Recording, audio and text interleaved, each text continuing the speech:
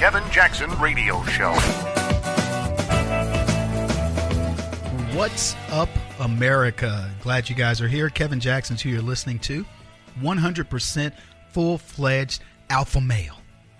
Woo! Glad you guys are here. KJRadio.com is where you can find out more about me and the program.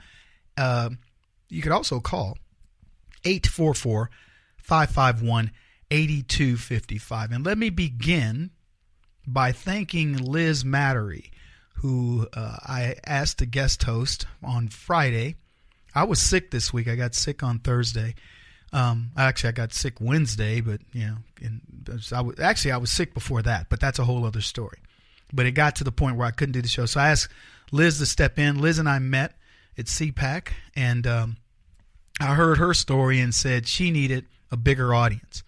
What an amazing talent, and I got great feedback. I'll play a couple of the things that you guys sent about Liz from different people that called after the show to tell me that they want more of her. And Liz is one of my official guest hosts. We'll have a couple of others as well, but you're going to hear more from her.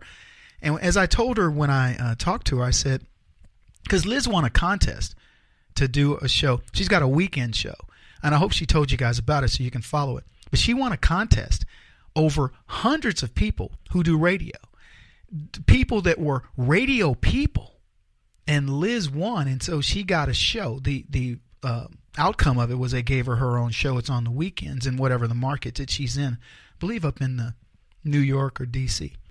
And so when we were talking and she told me her story, it was compelling. I was like, man, this is a great story. Number one, this lady comes out of nowhere. She was a former Democrat, if I'm not mistaken. She probably told your story. And then she's, drinks the Kool-Aid. Well, she was drinking the Kool-Aid. Now she's come over, from the dark side into the light. And she was telling me how that evolution occurred. And I told her that's a story many people need to hear. And look, I tell my side of things. I was never a Democrat. Proudly, I was never that stupid. And I don't, I know that offends some people who were Democrats, but they would admit they were stupid. So it shouldn't be offensive to them. But I was never that stupid. But I like to hear those convergence stories, have you guys hear them, so you can understand that there are people out there lost and they figure it out. And when they figure it out, they come over with a vengeance. And that's what Liz did. Came over to our side with a vengeance. Sheriff Clark, former Democrat, came over to this side with a vengeance. A guy that we feature from time to time, Chris Harris, he'll be on the show. Chris, former Democrat, came over with a vengeance. Now, that side I'll give to him. I'll say, man, when they convert, they get mad. See, I don't have to get mad. I've always been there. But here's the point of it. Liz deserves a big audience because she's talented. And unlike these other people out there who, get afraid of somebody. Look, I'll put it to you this way. If Liz can do this show better than I can, she can have it. That's the truth. We should be looking for people to replace us who we can help grow. And if we're able to help to facilitate that growth, then congratulations to us. It's like when I train as a martial artist. I tell people all the time, you get measured on how many black belts you create, how many people that adopt your methodology, your mentality. That's how. So let me just give you kind of a quick martial arts thing. You can get your black belt, your first degree, by just being good and proficient. You have a level of proficiency. And your second degree generally means you have to enhance your skill set. So typically you'll take on a weapon, you learn a few more forms, and maybe they want to test your skill a little bit more in fighting. But when you get into the higher ranks, it's no longer about the physicality. It's about what are you giving back. And so here's what I would say to you. We have lots of first degree, maybe second degree black belts in the conservative movement. The Rush Limbaugh. Rush Limbaugh is a second degree black belt. Sean Hannity is one of the few people I know who promotes people. I think Levin, he's responsible for Mark Levin. But here's the bigger point. None of these guys are really making stars. They're not bringing up the next generation of people. And I believe there's twofold. One, they figure, who needs me? Kevin Jackson doesn't need Sean Hannity. Yeah, he's right. I can do things on my own. But here's what Sean could do. He could accelerate that growth. And by the way, he has. He's helped me quite a bit. But he could do more. And it isn't just me. It's the Liz Matteries of the world. Here's the deal. Most of you wouldn't even know who Liz is. Now you know her. And my hope is she gets as big as I am, if not bigger. And if I can facilitate that, I'm happy to do it. A guy told me one time I guest hosted for a show, and he said to the guy, the host, don't ever get somebody that's better than you on radio. And I haven't guest hosted that show since, because I think that that's the fear of many people. I was trying to do a weekly hit in the Arizona area, and I talked to a guy that's on the show, on a morning show regularly, because I used to do a morning, well, I'd still do it in St. Louis. And the guy, yeah, we'll get you on, man. And I met him, and I sensed immediately that he was kind of chumpy, that he was one of these guys that's afraid to let somebody's light shine because it would, take away his. And I think that is so bad for the conservative movement. We should be looking for the people to promote, to get them ahead, to help them get that next step. There are far too few of us who are willing to do that. So anyway, I hope you enjoyed Liz. You will hear more from her. I'm going to actually try to get her to join my team and be a part of it so we can promote her really heavily. She's obviously going to be guest hosting the show from time to time. And we'll also feature a few others that I think you would have never heard of had it not been for us. And that's one of the things I want to do. And I have no fear of these people coming in and doing their style of radio. I think that's great. And if I could do one day a week and have 4 people give you 4 different styles, I would do it in a heartbeat. And we'd probably have one of the most successful radio shows out there. Anyway, we got a ton to talk about. I did a segment on the alpha male. Well, technically it was on the beta male. I don't know if you guys watched over the weekend, but yes, I was on Fox and Friends, and we were talking about alpha males versus beta males. And I was thinking to myself, nobody wants a beta male. How long would a beta male survive in the wild? I mean, you might as well let an infant in the wild. If you take a beta male on a camping trip, you might as well have a 3-year-old. That person can't read a compass, doesn't know how to start a fire, wouldn't know how to, couldn't get you. I'm just saying, don't even do it.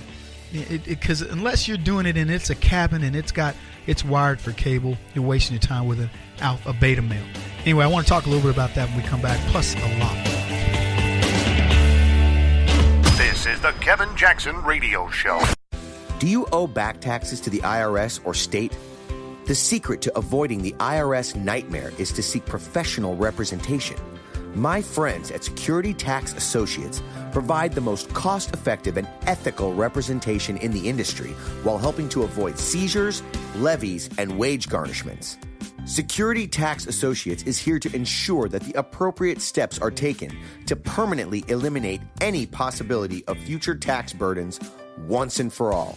For a free, no-obligation consultation, contact Security Tax Associates, 844-779-4177. That's 844-779-4177. 844-779-4177. Or visit them at securitytaxassociates.com.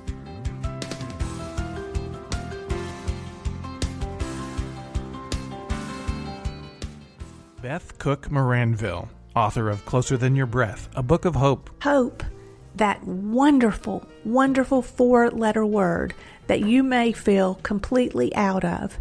I wrote this book to give you great hope. It's not too late. If fetal position is an all too familiar place for you, I understand. If the next 60 seconds are too long, this book is for you. Wherever you are right now, whether you're dealing with divorce or death or sickness, take hope. You are going to make it through this pain. Don't roll your eyes. I've walked this road and I know it. The best is yet to come. Closer Than Your Breath, a book of hope from author and speaker Beth Cook Moranville, can be found on Amazon.com or Kindle.com. For more information, visit closerthanyourBreath.com or on Facebook at Closer Than Your Breath.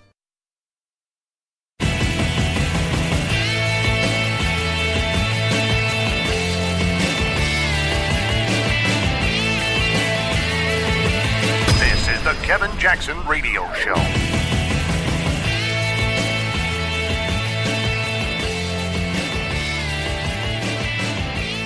Oh, Kevin, where did you find her? Liz Mattori.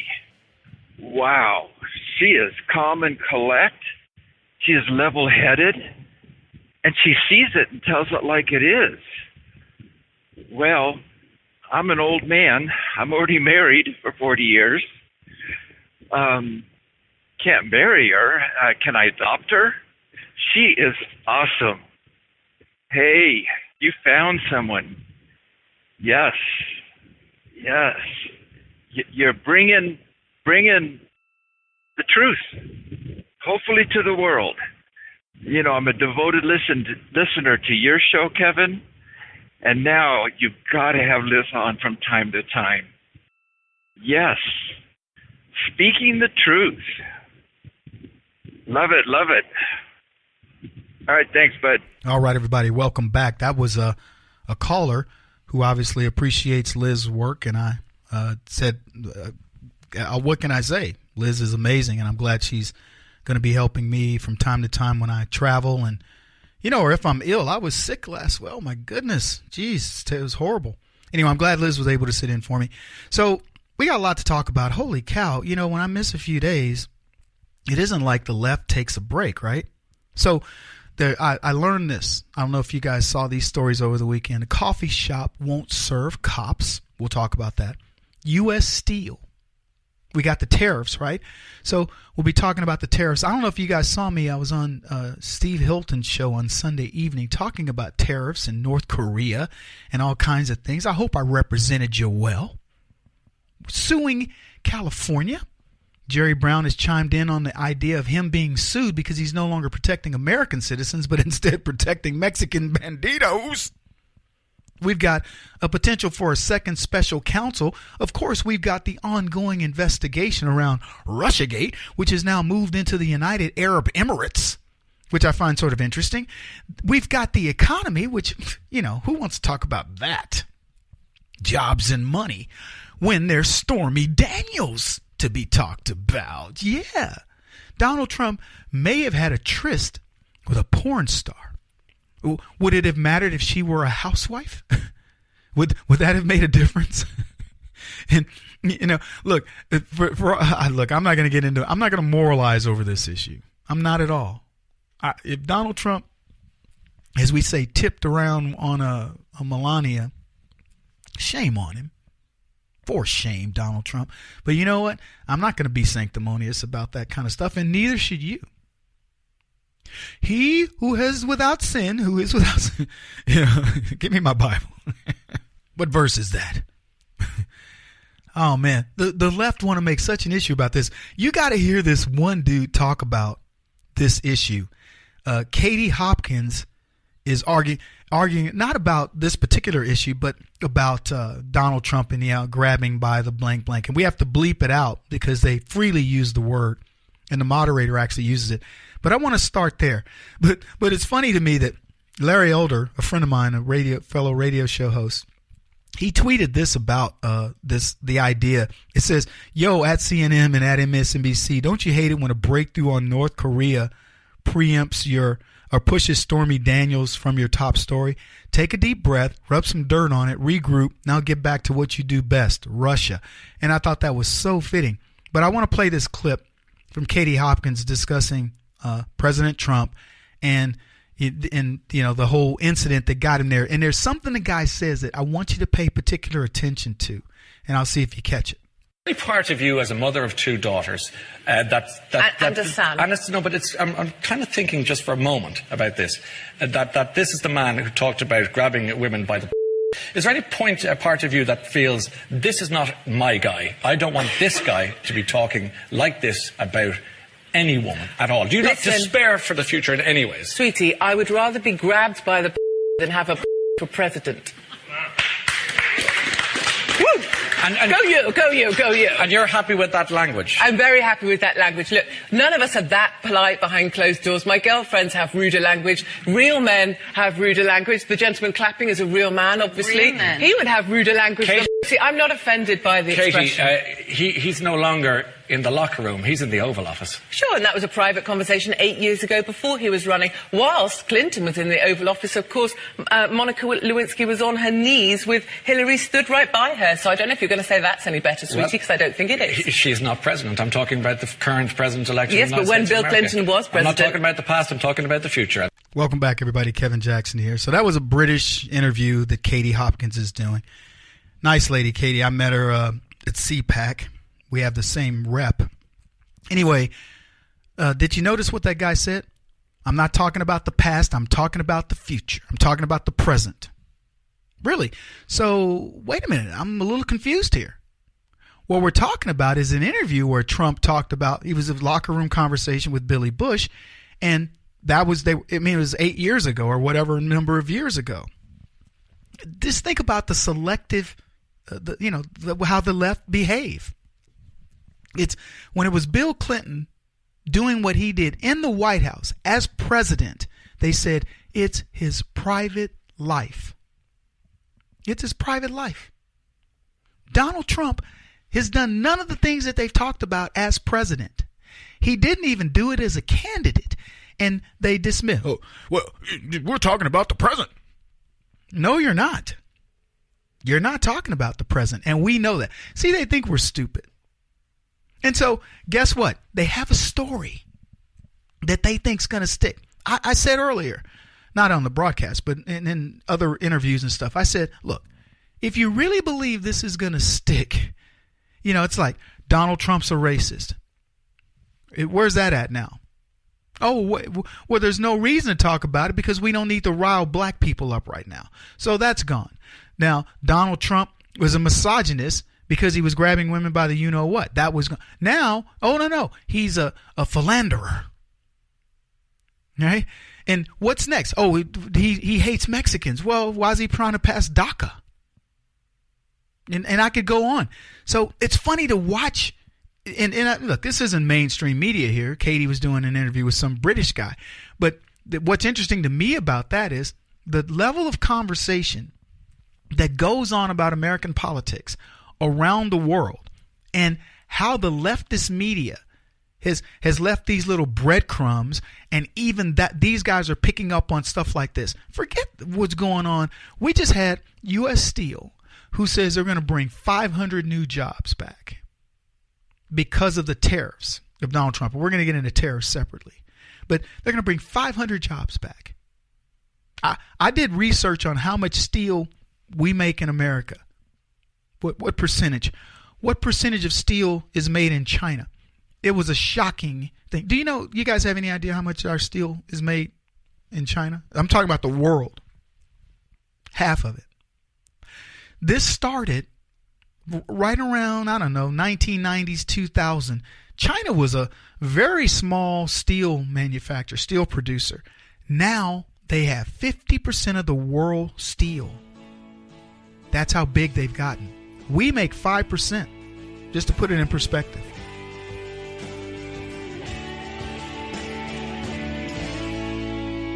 This is the Kevin Jackson Radio Show.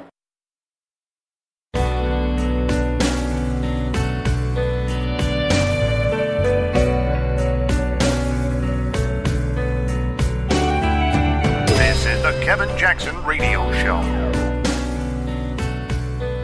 I'm just not the protecting type. I'm gonna be honest with you. Let's say we're together in the mall, me and you, beautiful, and somebody slapped the hell out of you. You probably should have ducked. Because that's just... That actually happened to me. I was walking to the mall, holding hands with my lady. A big dude, like 6'5", slapped her on the butt. Said, "This is a fine tramp." Bow! She said, "You better do something." I said, "You better learn how to take a compliment, because I'm not getting whooped for you at all." All right, everybody. Welcome. Kevin Jackson here, KJRadio.com. So I was arguing on Fox and Friends the other day over the weekend about alpha males and beta males and things like this. And they had a guy, his name is Ethan. I couldn't see him, but he seems like a nice guy. And he's arguing. They said, well, Rachel, the co-host of Fox and Friends in the Morning, temporary until I guess Abby gets back, but she was talking to him and saying, so Ethan, tell us what a beta male is. And he says, well, a beta male is an evolution of man where we've gone away from being a warring society, and we no longer need the alpha male, the guy who's what he used terminology like we were prone to violence and all these other things. And he says now we can, beta males are reasonable. They learn how to reason, they think, and they're very sensitive to various issues and things like this. And I just chuckled as I heard him say it. And when Rachel finally came to me, I said, it's funny. This is how the left behaves. They wanted you to believe that all the best qualities of men are in this emasculated man that's known as a beta male. The idea that Ethan would even come on to represent himself as a beta male, I think is hysterical. I proudly represent you alphas out there, because I know you're out there. If you're listening to the Kevin Jackson Show and you're a dude, you're an alpha dude, or you're a beta who's training, who wants to be an alpha male. Let me tell you something. I will tell you something definitively, okay? Women, in general, human nature, around the globe, don't want a beta male. Period. Now, for some, that might be politically incorrect to say, but I'm going to tell you something. The hardcore feminists that are out there, they may want a beta male to kick around so they can pretend that I'm woman, hear me roar. But trust me, they got an alpha male on the side. Because no woman who's truly in touch with her femininity wants another lady as her protector. Doesn't happen, doesn't exist. It is a freak of nature if it does occur. Can I get a hallelujah and an amen and somebody please wipe my brow? Because I'm about to preach. Women don't want beta males. They don't want someone that goes with them to get, the manicure. If you're with your dude and you say, I'm going to take you with me to get your nose hairs clipped and your eyebrows, clipped off and your manicure and pedicure, I'm going to do something to kind of show you my life for just a moment. There's not a guy. Most guys will say, fine. Okay, honey, I'll go. And you know what? If you really are, I'm lazy. I want somebody to clip my toenails and and massage my feet. If I could get that done every day, I'd get it done every day. But I ain't gonna be primping like one of these metrosexuals in New York that you can't tell a boy is from girl. Look at these people in these fashion shows. Just Google male fashion show and look at these people. For all intents and purposes, it's skinny women, hairless. It's skinny, flat-chested women. That's all it is. By the way, that's what it is on the female side too. But this idea that girls want to hang out with their guy and cuddle as they watch Say Yes to the Dress is ridiculous. They want a dude that's fixing on the furnace, that's getting the car repaired, that's doing the yard. And most importantly, they want somebody when they're hanging on his arm, when the cake hits the fan, publicly or privately, they're there. Women will tell a guy in a minute, I don't need you to fix me. I don't need you to solve all my problems. But let me tell you, there are problems that women want a dude to solve. And they don't want a beta male. Because a beta male doesn't solve your problems. He's when you're dealing with an alpha male or a gay girl. So I'll give you an example. I had a friend, she's gay. She's stunningly beautiful. Stunningly beautiful. And one day, now this is before I knew she was gay. So I meet her. She's a beautiful girl. And one day we were all out having drinks with different people. And she says, yeah, my battery in my car broke down. Or, she says, I can't get my car to work or whatever. And I went, what do you think's wrong with it? And she goes, well, I'm not sure, but, it won't start. And I went, it's probably just your battery. Like that. And she went, you think? And I went, yeah, it's either your battery or it's your starter, or it could be, I forget what I was told her, but I gave her the things that her alternator. I said, it could be these things. And she was like, and I said, but your alternator would be the most expensive. But I said, if it's your battery, you can get your battery tested or whatever. So I just gave her a quick little, bloop, bloop, here's a couple things to do. And immediately my head went, she's gay. I went, she's gay. And so, we broke up, everybody went in our separate ways. And I don't remember, the timelines and all this, but maybe a couple weeks later I was talking to some buddies and they were like, man, that girl, Kevin, she's beautiful, this, that, and the other. And I went, yeah, she's gay. And they go, how do you know she's gay? Man, what are you talking about? I said, I don't really know for sure. But I said, here's why I'll tell you I think she's gay. I said, because when she described that problem that she had with her car, I said, a dude fixes that. If a guy dating her takes care of that instantaneously, a girl dating her is just like her going, I don't know, who do you think? What do you think it is? I don't know. And so they start laughing. Well, guess what? I was vindicated. She's gay. And guess what? Her girlfriend was just as hot as she was. But that's a whole other subject. So now there are things that guys do. We are fixers. We take care of things. If you, like I said on TV the other day, I said if you hear the bump in the middle of the night and you're nudging your girl to get up and take care of it, I just don't think that relationship's going to work. Even if she's a hardcore feminist, she wants you to take care of that. See, that's what I'm telling you. Nobody, no real woman likes a beta male. None. Unless your girlfriend is Cyborg, the MMA fighter, and she can whoop your head, and what's funny, even Cyborg wants wants an alpha male. Cyborg's husband, her husband, she's married. Yeah, she's married. I know she's not an overly attractive girl, but she's married. Looks like a dude, really. Her husband is bad to the bone. They may be one of the toughest couples in the world. Well, they're undoubtedly one of the toughest couples in the world because he's a really good fighter. He's not a champion. I mean, I don't think he's champion level. She's a champ. So he's a really good fighter. So there's a bump in the night. Cyborg is pushing on her husband. Hey, go check that out. And he gladly will do it. Now, the good news is she can back him up. That's unusual. Let me tell you something else about beta males. Beta males are bullies because they're like sissies. They're the ones that we have a comedy clip we play where you talk about gay guys are ruthless. They're ruthless. They talk about your fashion. They talk about, oh my gosh, I can't believe she came out in that muffin top. They're ruthless. Biggest bullies on the planet. I'm not talking about physical bullies like want to brace you up, but verbal bullies talk about, you can't speak or your hair or your, that tan. They will, wearing white after Labor Day, they will brutalize you. And alpha males, we exist to put these chumps in their place. We're the ones that say, hey, calm down there, Queen Mosavi. Just chill pump the brakes a little bit. Don't make me have to get up out of this chair. I'm sorry. I'll keep my mouth shut. Yeah, please do. Thank you. But it was funny, this guy, Ethan, he wants to co-op. It's like everything that the left wants to believe that they're good. Like when they talk, I'm a social liberal. I'm very conservative. I'm very tolerant. I'm very this or that. They are the least tolerant. So they want to take the best attributes of something and say, no, liberalism means I'm super tolerant. I care about everybody. I care about the environment. I do more for charity and all this. Blah, la, la, la, la, la, la, la, la. What's that song? La, la, la, la, la, la, la, la, la, la, la. Oh, man. La la la la la la la la la la la.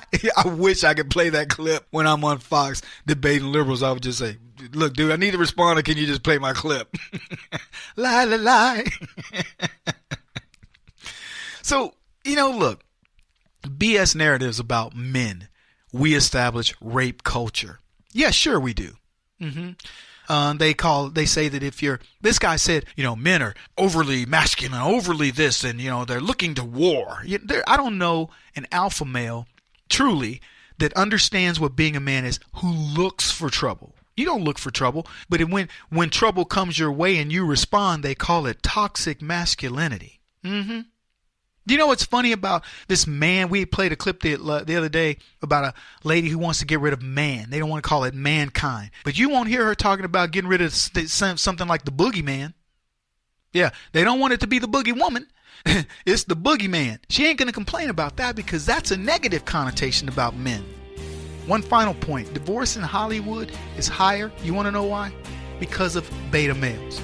Those women want alpha males. Kevin Jackson on the Black Sphere Radio Network. Do you owe back taxes to the IRS or state? The secret to avoiding the IRS nightmare is to seek professional representation. My friends at Security Tax Associates provide the most cost-effective and ethical representation in the industry while helping to avoid seizures, levies, and wage garnishments. Security Tax Associates is here to ensure that the appropriate steps are taken to permanently eliminate any possibility of future tax burdens once and for all. For a free, no-obligation consultation, contact Security Tax Associates, 844-779-4177. That's 844-779-4177. 844-779-4177. Or visit them at securitytaxassociates.com.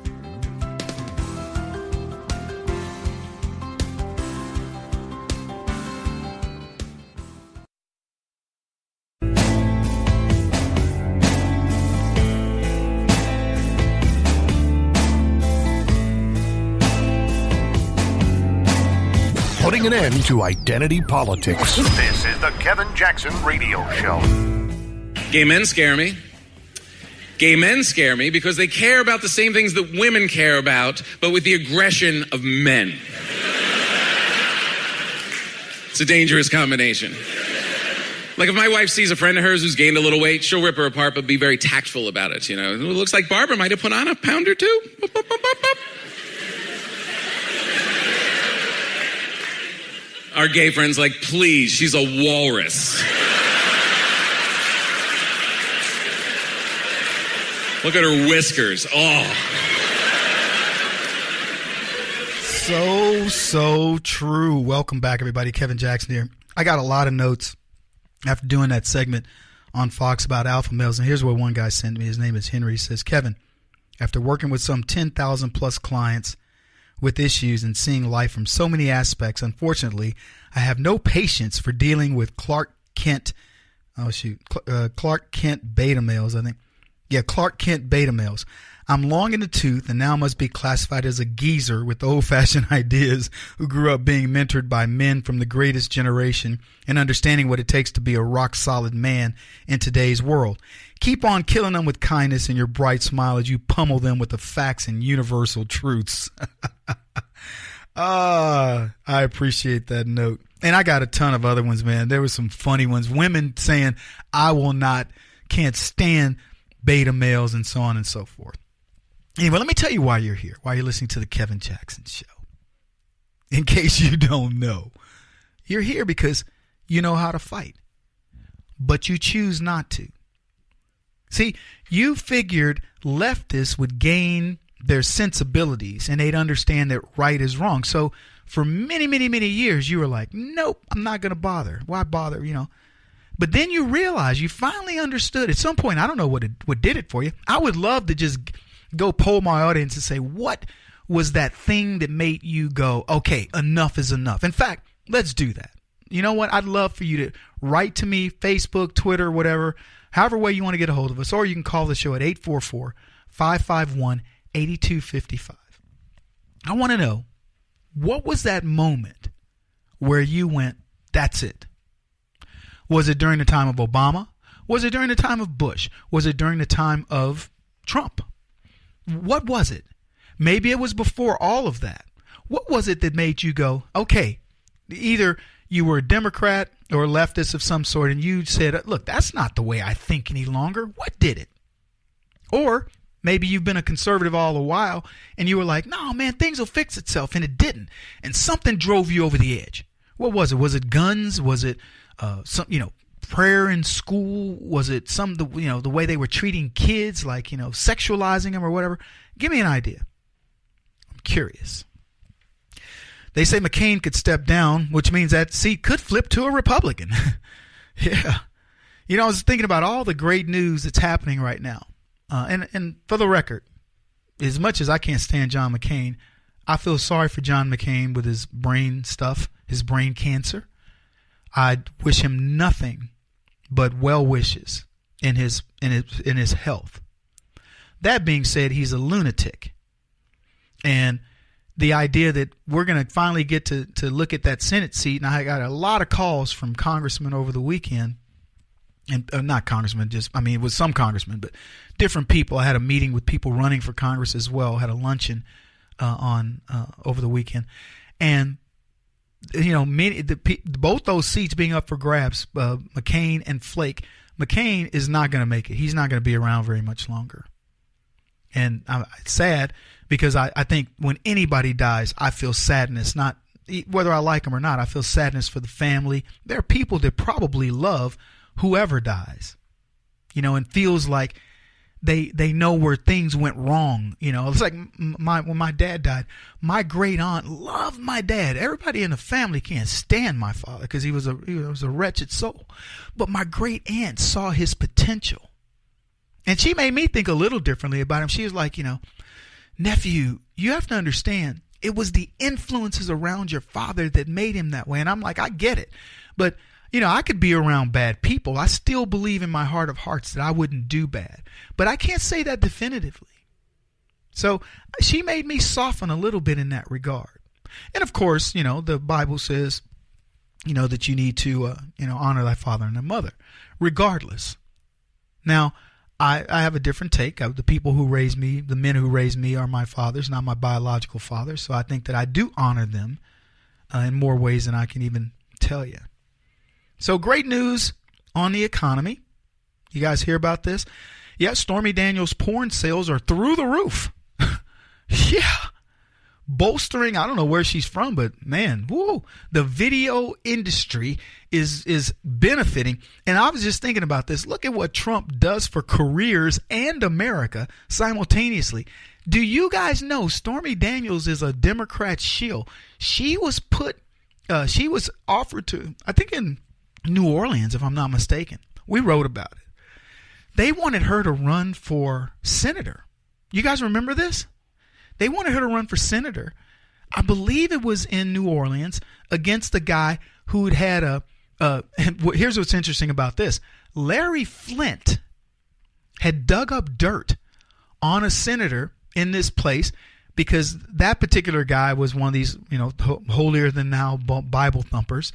And Larry Flint of Hustler fame, found out that this guy had an affair, or maybe multiple affairs. I don't know the details. It was 2009. Daniels was drafted to run as a potential Democrat contender to Senator David Vitter. The New Orleans Picayune, here's what they had to say. They said, Senator David Vitter, whose phone calls to a prostitution ring were exposed by an investigator for Hustler magazine publisher Larry Flint, now faces a potential Senate challenge from adult film star Stormy Daniels, who asked Flint to run her campaign. In a telephone interview Thursday from Tampa, Florida, Daniels said that while Flint had nothing to do with the draft, Stormy boomlet that has drawn her into contemplating the 2010 Louisiana Senate race, I have reached out to him in the last couple of days that I want to discuss if he wants to be my campaign manager. Oh my goodness, I can't wait to see those brochures, said Hastings Wyman, founding editor of the Southern Political Report, which tracks campaigns across the South. Of Vitter, Wyman said he can't be pleased. Vitter's office offered no comment. Now, the reason why I bring this up is because Daniels grew up in Baton Rouge, became an adult film star, and she moved out to California and the whole deal.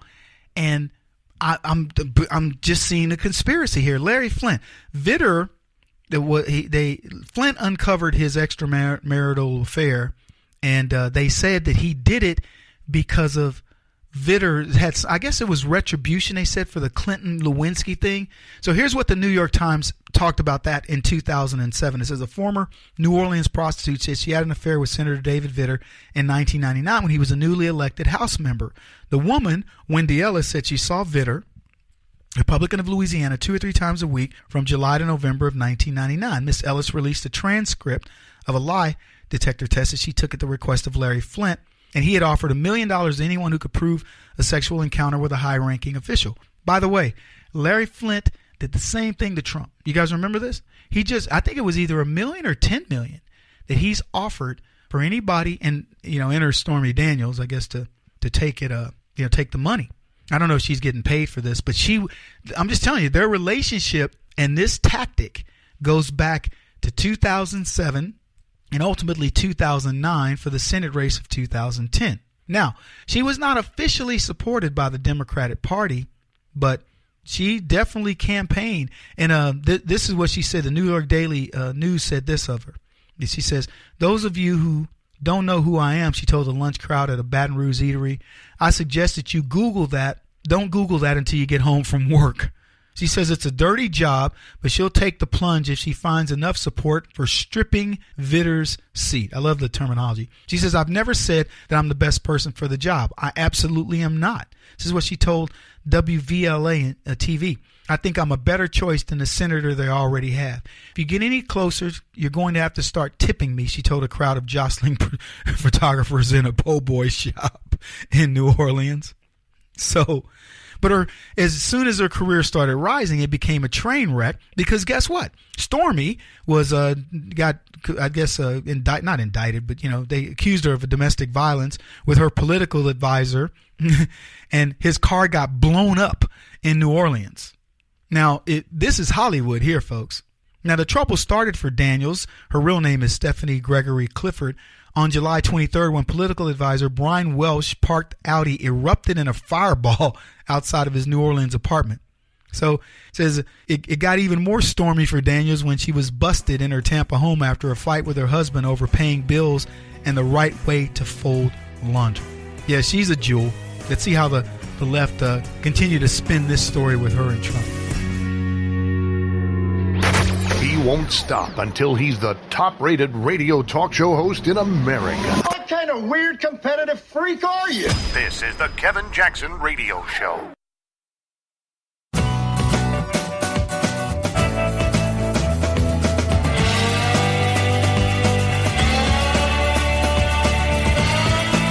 This is the Kevin Jackson Radio Show. Welcome, everybody. Kevin Jackson here. I am an alpha male, but I had a relationship with Donald Trump. Oh, yeah. You're hearing it first on the Kevin Jackson Show. KJRadio.com. Will somebody tweet the president and tell him Kevin Stormy Jackson is alleging that he had a relationship with the Donald? Brad Palumbo tweeted this. He says, Trump just announced tariffs. Gary Cohn just resigned. Justice Department is suing California. Prominent Democrats have been praising anti-Semitic leaders, yet CNN is talking about Stormy Daniels right now. And I read a tweet earlier from Larry Elder who says they hate that Donald Trump is going to do this going to negotiate with North Korea because it knocked Stormy Daniels out of the leading story for CNN and MSNBC. Wow. So true. So true. Hey, I'm glad you're here. Warriors. Toxic masculinity. Yes, even you ladies that are listening to the Kevin Jackson Show, you have toxic masculinity. You could bottle it up and sell it. If we could bottle what we produce as conservatives and sell it, it would be the most valuable product on the planet. I'm telling you. You know the problem with toxic masculinity and the things that we exude, just the conservatism that we exude, we don't get close enough to the left for them to feel its intoxicating effects. I'm just saying. Have you ever let a conservative dude get into a crowd of leftists and just watch them slow? Okay, so I'll give you an example. One of my buddies is a guy named Steven Crowder. And Steven does this series, which, by the way, is a really clever series, and it's like Change My Mind or something like that. And he I think his last one, the one that I saw, it said something like, like men are evil or something like that. I don't believe men are evil or something like that. And so you can go watch the series because it's really clever what he's done. But here's what's really interesting about it. Crowder he gets permission, he goes to college campuses, and he sets up, and nobody comes over.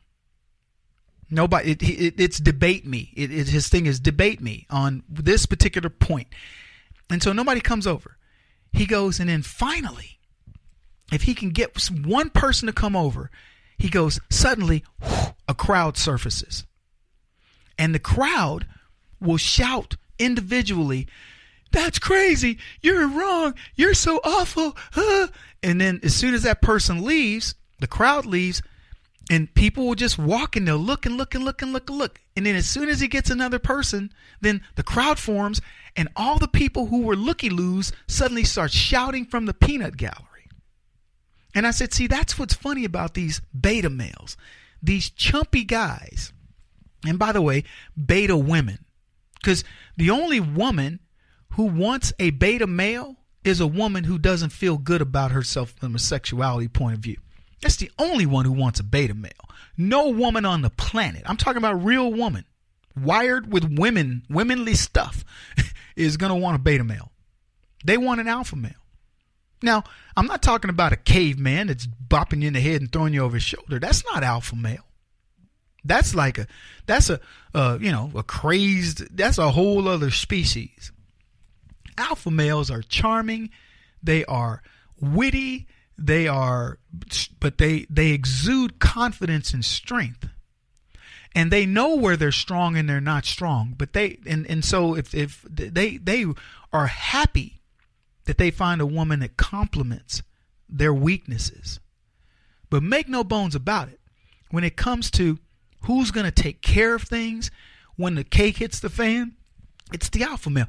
Now, he certainly loves it when his woman is there to back him up. Oh, boy. Sexy to a fault. Yeah, it doesn't get any better than that for an alpha male. But if you're not around or if things don't get handled, don't worry about it. He's got it. I think of it as the male line of a pride. People, he just lays around all lazy and stuff. Let the cake hit the fan and watch what happens. The females go to get that big male, and he goes and he takes care of those hyenas or anybody else that comes in. But yeah, so lots going on. I did a segment on alpha males, and I was on TV quite a bit over the weekend. Wasn't feeling well, as you guys know. I had Liz sit in for me, and I want to thank Liz Mattory. Once again, her last name is spelled Matory. And I hope Liz was able to give you guys a lot of places you can find her. But fret not, Liz will be back to host the show, and I'm hopeful that we can get her to do a lot more things with us as a brand, because she's a real talent. Yeah, so all these guys want to talk about her Stormy Daniels, but there's a lot more to go on. By the way, there was International Women's Day that happened while I was out, and I'm curious, and maybe you guys can let me know. You can either contact us at kjradio.com or you can give me a call at 844-551-8255. But how many Muslim or Arab countries celebrated International Women's Day? I'm just curious. Yeah, look that up and let me know. I'm sure there were parades in Yemen and, 5,000 countries that are Arab. UAE, I'm sure they had one, right? I'm sure they had one in Saudi Arabia. They had one in Iran. They had one in Iraq, right? So I'm just curious because it was International Women's Day, and I figure it was International Women's Day. It wasn't like North American Women's Day. So internationally, let's figure out how many people of these Arab and Muslim countries celebrated this day. Democrats released their tax hike plan. I think it's interesting. I cannot describe for you how happy I am every time the Democrats make a new announcement about what they're going to do to thwart the 2018 and hopefully the 2020 election. So they've announced their tax hike plan. They're going to pay for all this new infrastructure and things they want by taxing the rich.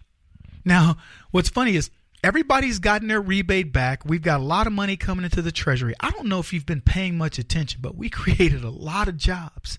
Shh, don't tell anybody. We created a lot of jobs in February.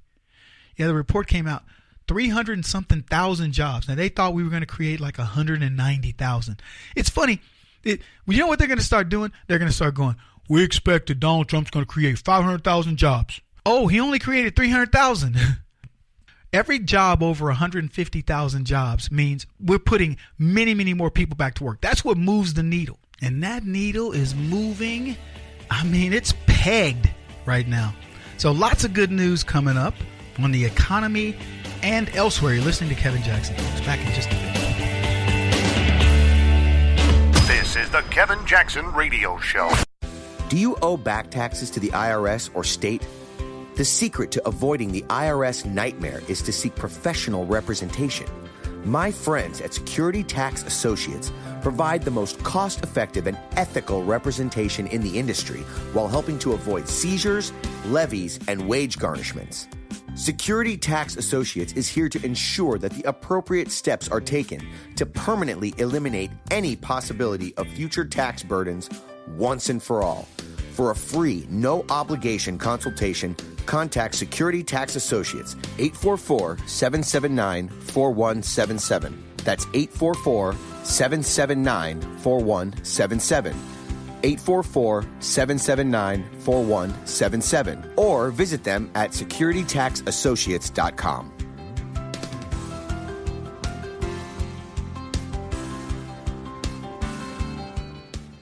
Beth Cook Moranville, author of Closer Than Your Breath, a book of hope. Hope, that wonderful, wonderful 4-letter word that you may feel completely out of. I wrote this book to give you great hope. It's not too late. If fetal position is an all too familiar place for you, I understand. If the next 60 seconds are too long, this book is for you. Wherever you are right now, whether you're dealing with divorce or death or sickness, take hope. You are going to make it through this pain. Don't roll your eyes. I've walked this road and I know it. The best is yet to come. Closer Than Your Breath, a book of hope from author and speaker Beth Cook Moranville, can be found on Amazon.com or Kindle.com. For more information, visit closerthanyourBreath.com or on Facebook at Closer Than Your Breath.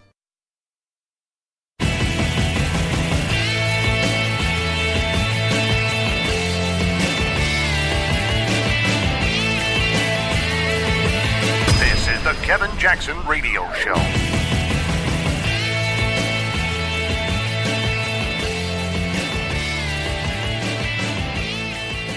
Steve, you have those numbers for us?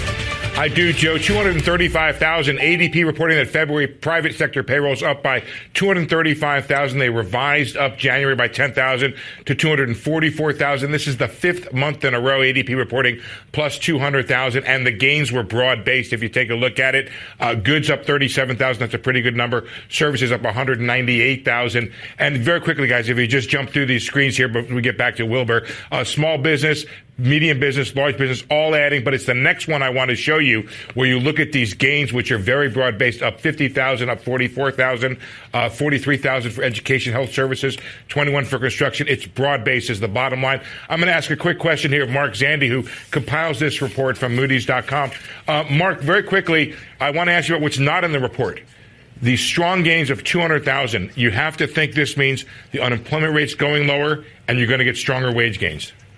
Yeah, exactly. And it's only going to get stronger because of the deficit finance tax cuts and spending increases. That's just going to juice up growth. We're going to get a consistent string of plus 200,000, which is more than double the rate of the labor force. So unemployment is going lower, a lot lower. We're going into the threes. That was CNBC. Welcome, everybody. Kevin Jackson here. CNBC. Yeah, 235,000 private sector.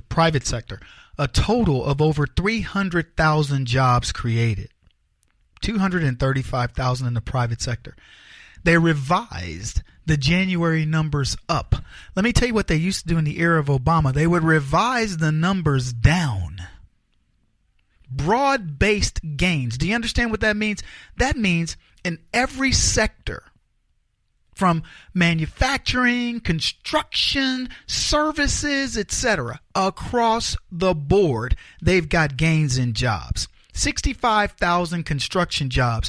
I don't know how many manufacturing. I wasn't paying that close attention, but manufacturing jobs being created. The jobs that Barack Obama said would not come back. Small, medium, and large companies all are hiring. 5 months in a row, 200,000 plus jobs.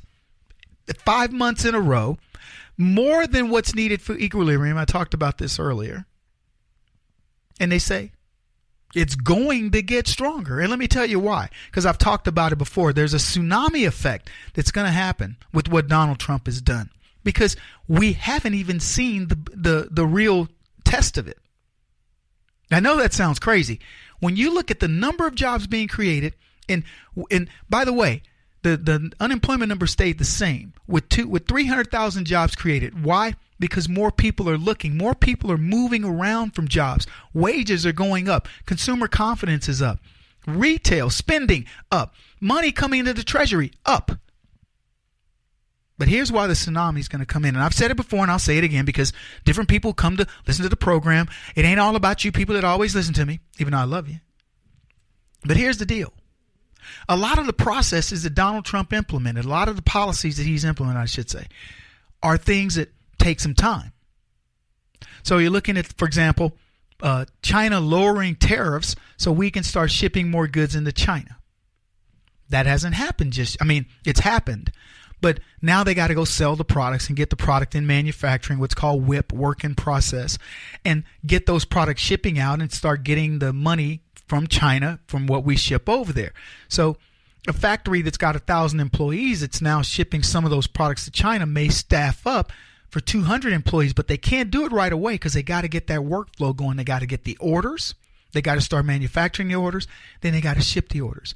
And they do it small so that they don't have an overstaffing thing. You don't want to, you want to just really manage the staff.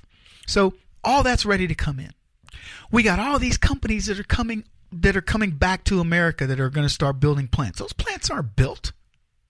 Those plants won't be built for a year or two.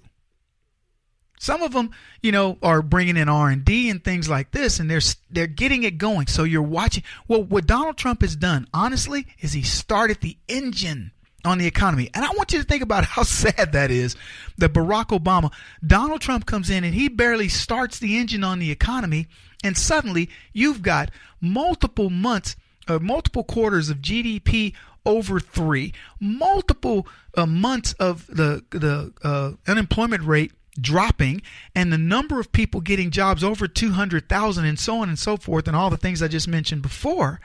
And he's just starting the engine. Boom, boom, boom, boom, boom, boom, boom. He's making sure that we get beyond idle. Because Barack Obama, here's what the engine was doing when it was moving.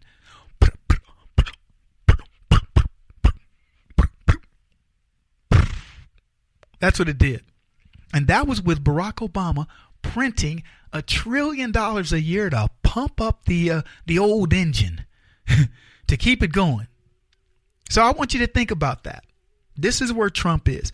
Across the board growth, all sectors, all sizes of companies, 5 months plus of 200,000 job growth. And the prediction is it's going to get stronger. And let me tell you, it's not just going to get stronger. It's going to get so healthy that it's actually going to be, I hate to put it this way, we'll have to slow it down. We'll have to slow it down. And I told you guys, when you bring certain things back, you get a real boost. Meaning manufacturing jobs. It isn't about the manufacturing jobs. Who cares if you make tiny toys for kids over Christmas? That's not it. It's the refining of the process. Learning how to do things better. What you learn from something by doing it repetitively. That was our advantage in manufacturing. When the Industrial Revolution started and Henry Ford said, you know what, we can do an assembly line process. If you go back and look at what Henry Ford did, it's a joke compared to what we've done now. Robotics and the level of expertise that can happen. Now what are we doing? We're taking a lot of the work out of the car, out of the mechanical aspects, or certainly some of the so in other words, we can control cars a lot more now with software, and it means we can do very much more innovative things. So we can take weight out of the cars, and that's what we've been doing. We've been just innovating across the board. A friend of mine works at an acquaintance, I should say, works at Maxim, which is a chip manufacturer. He said to me the other day, Kevin, we have 1,000 parts in a Tesla. He goes, our automotive business is booming. I knew Maxim for a whole different set of products, mostly their power management products. He goes, no, we have 1,000 chips in a Tesla. I was shocked. He goes, that business is booming for us. Another guy told me, he says, yeah, Kevin, our company bought another company that had every client in the sector except one, And now that they bought that company, he says now we have every company in that sector. Business is booming. I'm just telling you, folks, if you're not paying attention here, you're watching a master, a guy who's a master at managing the economy at work. I want to get into tariffs here in a bit, but this is just something to behold. And you would think, I mean, look, I will tell you this right now. Barack Obama were having this kind of success, I'd be his champion. I'd say, you know what, this dude is amazing. But the left, they can't do it. They're ideologues. They can't enjoy it.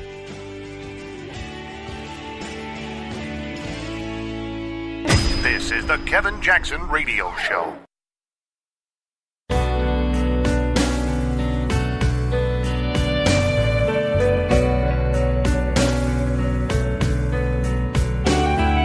This is the Kevin Jackson Radio Show.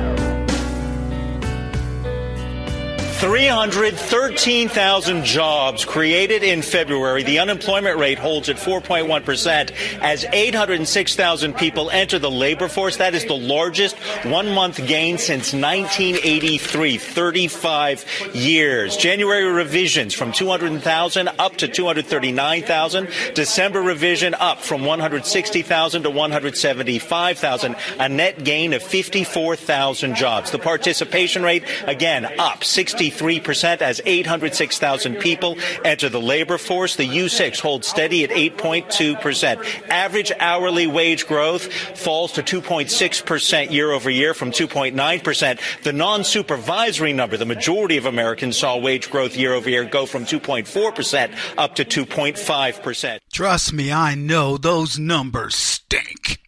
Welcome, everybody. Kevin Jackson. It's a Kevin Jackson Show.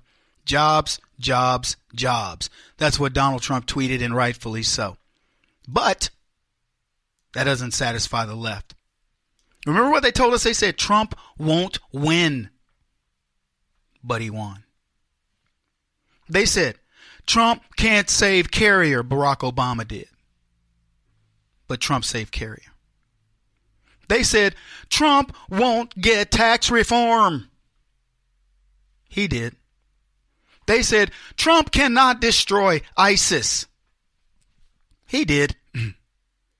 They said Trump cannot improve this economy. Jobs are not coming back to America. It's just a fake stock market, blah, blah, blah. He did it. They even said at the beginning the stock market would go down. It would be Armageddon if Trump got elected. And the stock market responded the opposite way and went through the roof. They said Donald Trump won't last a year. He'll be impeached. He'll be done. It'll be over. He's still here. They said Donald Trump can't do anything in the foreign policy initiatives, and that what he was doing when he threatened North Korea by saying, I got a bigger button and mine works, was going to be devastation, Armageddon to the foreign policy in dealing with North Korea. And what's North Korea doing? They tried their little campaign to make themselves look all, oh, we're nice and going to the Seoul Olympics. And that lasted, for a little bit, because MSNBC was like, oh, and NBC were like, oh, we love the North Koreans. They starved their people. And now what's Kim Jong-un want? Hey, Mr. Trump, can we sit down and talk to one another? That sounds more Japanese, but anyway, he's now sitting down and wanting to talk to Donald Trump. I played that clip about the economy because we just talked about the economy. And I played that clip about the economy because that's the first thing that we should be shoring up, because that's what Donald Trump's going to use when he is talking to North Korea. Negotiate. I would negotiate like crazy, and I'd make sure that we tried to get the best deal possible. But look, Tim, if a man walks up to you in a street in Washington, because this doesn't happen, of course, in New York, but if a man walks up and puts a gun to your head and says, give me your money, wouldn't you rather know where he's coming from before he had the gun in his hand? And these people in 3 or 4 years are going to be having nuclear weapons. They're going to have those weapons pointed all over the world and specifically at the United States. And wouldn't you be better off solving this really potentially unbelievable, and the biggest problem, I mean, we can talk about the economy, we can talk about Social Security. The biggest problem this world has is nuclear proliferation. And we have a country out there in North Korea, which is sort of wacko, which is not a bunch of dummies, and they are going out and they are developing nuclear weapons. And they're not doing it because they're having fun doing it. They're doing it for a reason. And wouldn't it be good to sit down and really negotiate something, and ideally negotiate? Now, if that negotiation doesn't work, you better solve the problem now than solve it later, Tim. And you know it, and every politician knows it, and nobody wants to talk about it. Jimmy Carter, who I really like, and he went over there. It was so soft. These people are laughing at us. The former general of the Air Force, Merrill McPeak, the former Secretary of Defense, Les Aspin, said you could not launch a preemptive strike against North Korea because the nuclear fallout could be devastating to the Asian Peninsula. I'm not talking about us using nuclear weapons. I'm saying that they have areas where they're developing missiles. No, but taking out their nuclear potential would create a fallout. Tim, do you know that this country went out and gave them nuclear reactors, free fuel for 10 years? We virtually tried to bribe them into stopping, and they're continuing to do what they're doing, and they're laughing at us. They think we're a bunch of dummies. Welcome back. Donald Trump is consistent. That was in 1999. And as I said, our economy is what Trump's going to use. Now, I want you to think about this. Let me give you some numbers. The gross domestic product, the estimated gross domestic product of North Korea is somewhere around $28 billion. That's the estimate. The Japanese, and you can only estimate because you don't really know what they're doing. Now, prior to this, they said the average has been less than $20 billion. In other words, this may be too high. $28 billion. That's a rounding error in the U.S. economy. Why is Trump? I want you to think about the level of desperation North Korea it has to get to. $28 billion. I don't know how many people there are in North Korea. I don't know what their infrastructure is. I've never been. Neither have any of us. But I know this. It's dark at night. I've seen the satellite pictures. So you got this country that's running on a rounding error for us. I don't know how many people they have, but that $28 billion is not enough to keep a country going. It's the 125th country in the world based on GDP. And given that it's supposedly a civilized country, it is the worst of the, quote, civilized countries, meaning people that have the wherewithal to do a better job by its people. If you can build a nuclear bomb, you can build a lot of things. You can find something to export from your country. North Korea can't. So it's in horrible shape. We've got sanctions on top of sanctions. The only thing this guy has is saber rattling. And what I can tell you is this. Trump knows there's pretty much the next steps that we take, shut North Korea down. We starve them out. And that's going to kill the people, not necessarily Kim Jong-un. So we've done about all we can do with that. Now the thing becomes, you let us come in here and do right by us, and we want to build your economy, man. We need good trading partners. Trust me, South Korea and North Korea would love to be selling each other goods. I tell people all the time, you look at these undeveloped countries. How long have these countries been underdeveloped or undeveloped? How long have they not had running water in, I don't know, how many places in Africa? How many countries in Africa don't even have the basics that we have, basic infrastructure? Can you imagine if Africa were to take money, put in basic infrastructure, put in governments that really gave a crap about the people, and got that economy moving? And so suddenly we've got people that want American entertainment. They want our cars. They want our couture, and they can afford it. And in turn, we want to visit and disperse our dollars in terms of tourism over to see. I mean, trust me when I tell you, Africa is an amazing place. You want to go. So imagine that. So you're touring over there. Then suddenly there's trade. Hey, you guys are making this product. We can sell that in the United States and vice versa. It isn't a finite pie here. A big part of the world is completely unproductive. All it does is exist. It wakes up in the morning only to live, just to live another day. It's not producing anything. It's not consuming anything. It's only It's just existing. I mean, that's the best way to put it. Half of the world exist. So when you think about gross domestic products, the United States theoretically has the largest. If you use one indices, if you go by PPP, China's is larger, but not per capita. So we're the largest economy in the world. Practically everybody in the United States is a producer. I mean, theoretically. Many of us produce much more, so we take up for the slackers. But in Africa, in many of the countries in Africa, there's nobody to take up for the slackers. They just exist. In areas of India, they exist, even though India's GDP is higher than ours. And so you've got practically the entire North Korean peninsula, a North Korean country, that does nothing but exist. And we're saying, look, South Korea existed for a long time, but now look at it. There's your litmus test. There's what capitalism can do. You can do the same thing, Kim Jong-un. The only thing it's going to require is for you to let go, bro. Come on now. Come on, you can do it. You can do it. I don't know what Trump's going to say to this clown. But I know this, the leftists are afraid because Donald Trump got this sucker to come to the table. And here's what Aaron Burnett of CNN had to say about that. Just an extraordinary evening and, of course, opening the door to the big question. If President Trump can truly solve this problem, that would be going down as a great president. And there's no way around that. That is the reality here. That's CNN coming to the realization that, you know what, this is a guy that's doing things that other presidents haven't been able to do or don't appear to want to do, and he's making it happen. Now, I don't know if they're just trying to get the moniker of fake news off of him, but that's a big admission. Kevin Jackson on the Black Sphere Radio Network. Do you owe back taxes to the IRS or state? The secret to avoiding the IRS nightmare is to seek professional representation.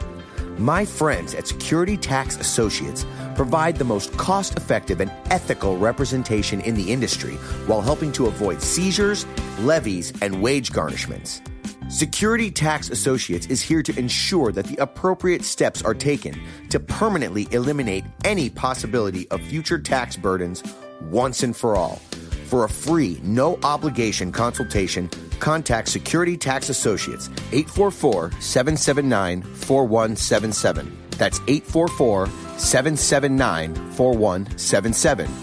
844-779-4177. Or visit them at securitytaxassociates.com.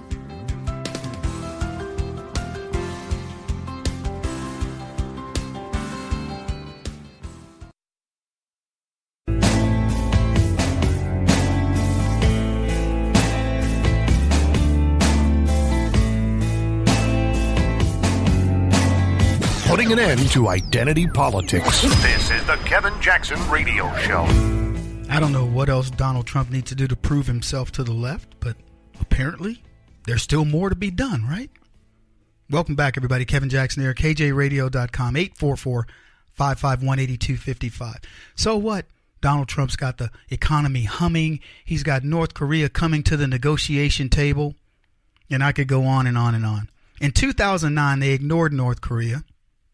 They said it's working. In 2010, same thing. 2011, 2012, 2013, he did an underground test of a 10-kiloton bomb. This is on Obama's watch, for those of you who are keeping score. 2014, they ignored North Korea, saying it's working. 2015, same thing. 2016, underground test of a 25-kiloton bomb. 2017, engaging North Korea will kill us all. This is what leftists have said. 2018, we have a disarmament meeting. Now, see, that's what happens when you have somebody who says, I'm not going to listen to your rhetoric. If you want to play ball, let's play ball. If you don't, no worries. I got a country to run, but it's going to impact you because I'm going to be all around you. I'm going to be dancing all over. I'm going to be talking to China. I'm going to be talking to Russia. And if you don't get your act together, I'm going to penalize them and they're going to penalize you. And that's exactly what's occurring. Donald Trump with Tim Russert, who wanted to imply that Trump, you can't just go bombing people. I mean, there's fallout, there's nuclear. Trump's like, what are you talking about? The nuclear holocaust is going to come in our economy, and I'm not going to worry about them. They're a rounding error in the economy. They're a rounding error to us, but they're not a rounding error to China, who's got a $400 billion trade deficit with America. In other words, they're benefiting from dealing with us. They're not a rounding error with Russia, who I can put on notice by just starting to ship products, shipping oil to the Europeans, to Poland, and some of the areas of the world where Russia's currently supplying oil. I'm not a rounding error to them. I can do a lot to their economies.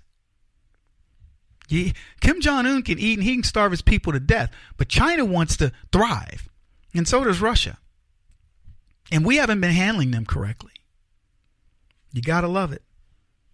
And the very people who want to counsel Donald Trump on how to run an economy, ironically, are the people that run California, for example, a state that has the highest debt of any state, a state that has the highest unemployment rate of any state, a state that has the highest income tax, including corporate income tax, of any state, a state that has more regulations, more welfare recipients, highest homeless population, the highest amount of money that you can be considered on welfare in the country. I'm talking about $130,000 and you can be starving to death in California, a state that allows people to steal up to $950 without it being an actual real crime, a state that says if you give somebody a dreaded disease, it's okay, no harm, no foul, and I could go on, folks.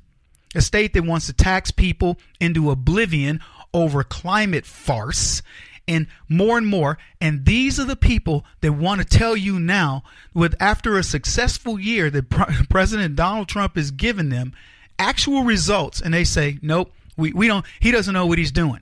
The Democrats are now talking about we need to relook at the tax policy because it's not working. We need to raise taxes. This is how we're going to pay the bills. And Donald Trump's going, wait a minute. I lowered taxes and we're paying the bills. We've received the most money in the Treasury in the history of the country last quarter, and you want to go change the system? Let me tell you why that's happening. Because any change that the Democrats can author, any change going into 2018, and they will try to take credit for this economy.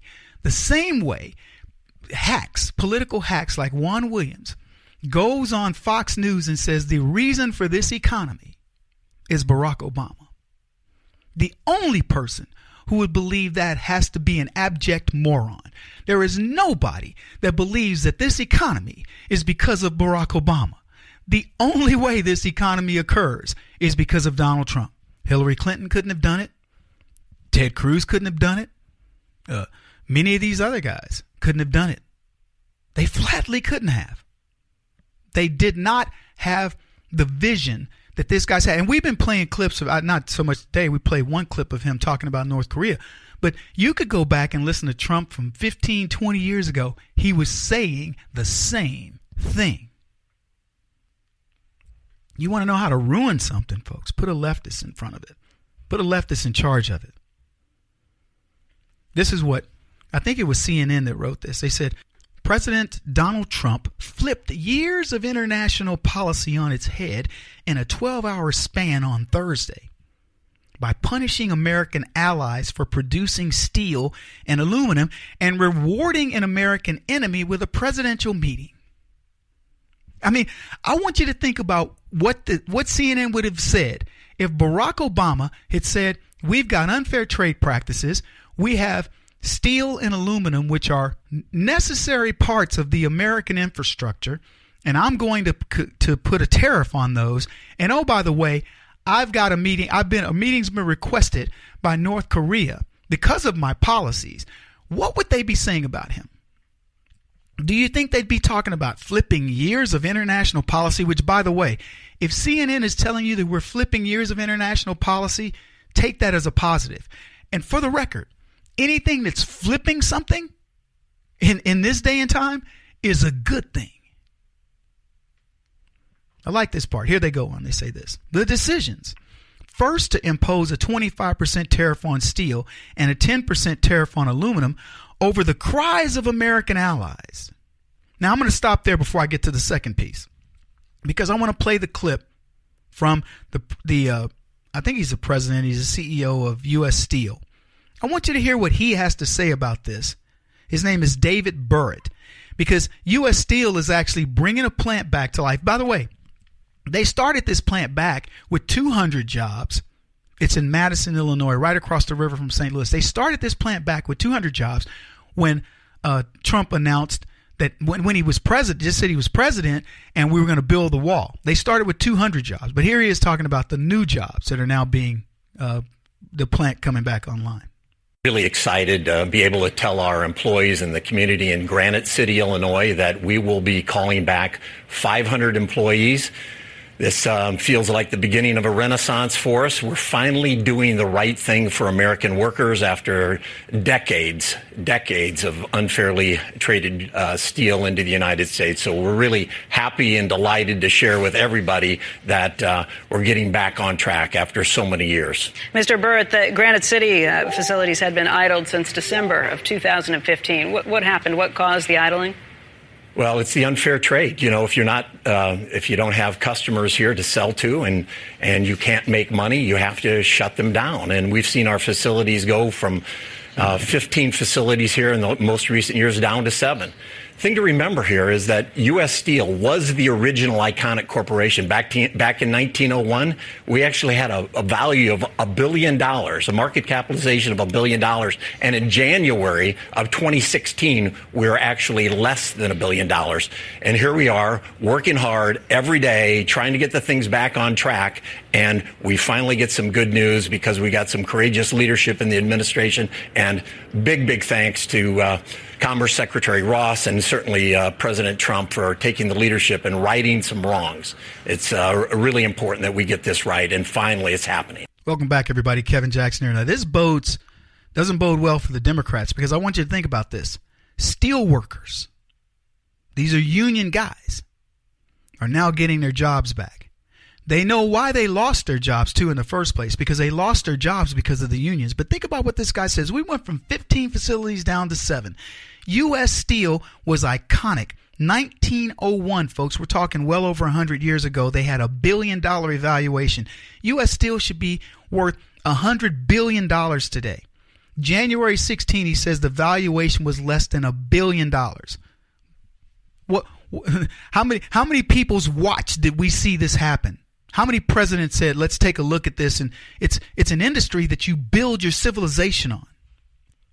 So we have that. The second thing that Donald Trump did, they said that and then I want to go back to what they said. The decisions first to impose a 25% tariff on steel and 10% on aluminum over the cries of American allies. And second, to agree to a meeting with the North Korean leader Kim Jong-un without detailed preconditions was quintessential Trump. White House aides, even those who were left in the dark on much of it, were nonplussed about the fact that the president was breaking the mold. Their collective response, this is what he promised to do. But Thursday represented more than just a campaign promise fulfilled. It signified a stark break from years of American foreign policy that looked to reward friends and punish enemies. Oh, yeah, we've rewarded our friends and punished our enemies. I'm sure that's the way that many people see this. Barack Obama giving money to Iran in the dark of night. Yeah, that's rewarding our friends and punishing our enemies, meaning the American people. He won't stop until he's the top-rated radio talk show host in America. What kind of weird competitive freak are you? This is the Kevin Jackson Radio Show.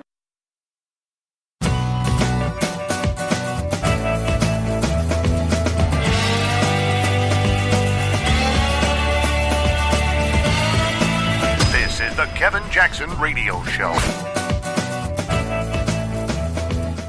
Welcome, everybody. Kevin Jackson here. It is the Kevin Jackson Show. I'm glad you guys are here. KJRadio.com. What do we do here?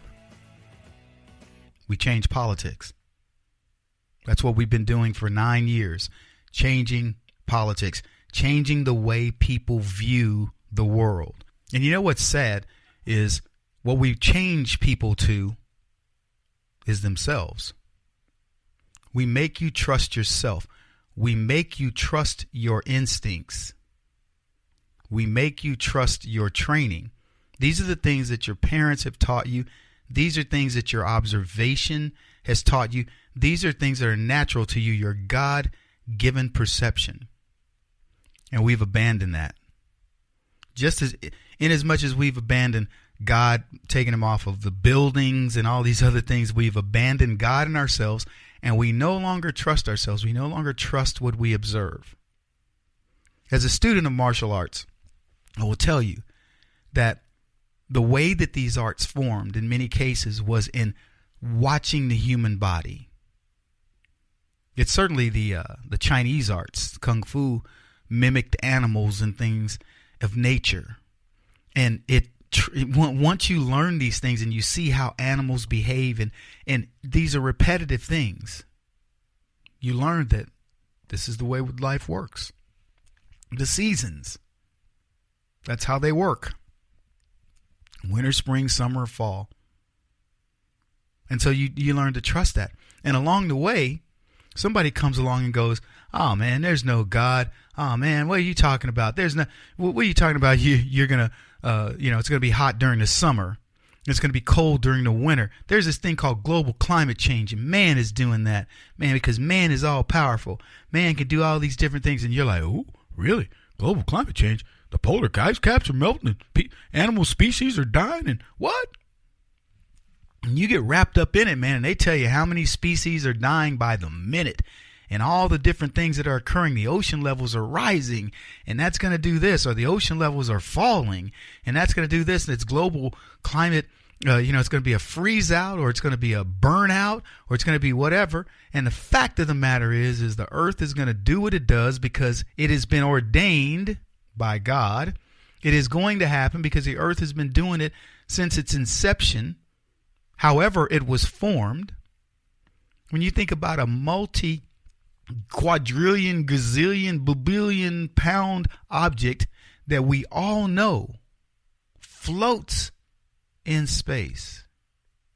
Nothing that you can put in your hand and drop onto this big magnet is going to float in space. Yeah, Earth is a big magnet, but you know what it's a big magnet to? This is going to blow your mind. Everything. Whatever goes up comes down. I don't care whether it's plastic or paper. It's going to come down. Yeah, even helium balloons eventually. They all come back to this big magnet. And they come down, give or take in some areas of the earth, at 9.8 meters per second squared. That's the deal. That's an observation you can make practically anywhere standing on this big orb that, by the way, floats in space. But Democrats, leftists, progressives, atheists, whatever they call themselves, they will tell you, don't worry about what you observe in this crazy universe and believe in something bigger than yourself. Don't trust yourself. Don't trust in this system of belief that goes back thousands of years that there's something driving all of this. No, because that would be silly. So what do we do here? The Black Sphere. KevinJacksonRadio.com, 844-551-8255. We let you learn again. We teach you how to learn again. I hope we open your mind up and make you understand that you, as insignificant as you are in the scheme of things, are significant in what you're doing. I don't know what the plan is for you in the cosmos. That's not for me to determine. That's for you to determine. But you have a purpose, because the higher power that made all of us put us here for something. And it's for you to figure out. And that's the beauty of it. It's yours. It's a blank canvas that you get to paint on. And as you expand your mind, what a beautiful canvas you paint for yourselves. Whether that canvas is filled with children, or it's filled with, friends, it's filled with family, it's filled with whatever that makes you uniquely you. It's important. As infinitesimally small as you are in the scheme of things, it's important. I don't know to whom, I don't know for what reason, but you're important. And you are in the game. You're in the mix right now. And, I know, look, we all have better things to do, but we get up in the morning these days and we look for that importance. But there are people out there telling you they want you to believe you're important. They say, no, we want to embrace you. We're tolerant of your ideas, your multiculturalism, your whatever values you bring. Oh, by the way, as long as they mimic ours, as long as they fall in line with what we want. Don't try to be an individual. Don't talk to me about your individual rights. The Constitution calls out nobody. You know that? The Constitution doesn't talk about white people. It doesn't talk about black people. It doesn't talk about women or men. It just talks about mankind, which, feminists want to make into something different. It talks about people. It's a conceptual document. And the left want to make it about, oh, no, it was written for Latinos, or it was written for blacks, or it was written for women, or it was written, it's anti-man, and it doesn't bring in God. And where it doesn't suit their needs, and they tell you, oh, it brings in God, but it's separation of church and state and all these other things. Go back, just go look at it yourself. Constitution talks about God. Look, I'm not trying to preach to you. I'm just telling you that the only way we're important is as a collective of individuals who come to a mindset that's driven by a lot of logic that's led over many, many years. And that is irrefutable. You know why conservatism works? It stands the test of time. Give me your leftist idea, and I'll tell you, it won't be around in the next 50 years. Whatever it is, it won't be around. It'll be gone. All these crazy concepts, they're gone because that's not the way you think. It's not the way you're programmed. It's not the way God made you. Doesn't mean we're not a global society, but you have things that you care about, and it tends to be in your own neighborhood and the things that you do day to day. And that's what leaches out. That's what creates the fabric of the world. This is the Kevin Jackson Radio Show. Do you owe back taxes to the IRS or state? The secret to avoiding the IRS nightmare is to seek professional representation. My friends at Security Tax Associates provide the most cost-effective and ethical representation in the industry while helping to avoid seizures, levies, and wage garnishments. Security Tax Associates is here to ensure that the appropriate steps are taken to permanently eliminate any possibility of future tax burdens once and for all. For a free, no-obligation consultation, contact Security Tax Associates, 844-779-4177. That's 844-779-4177. 844-779-4177. Or visit them at securitytaxassociates.com.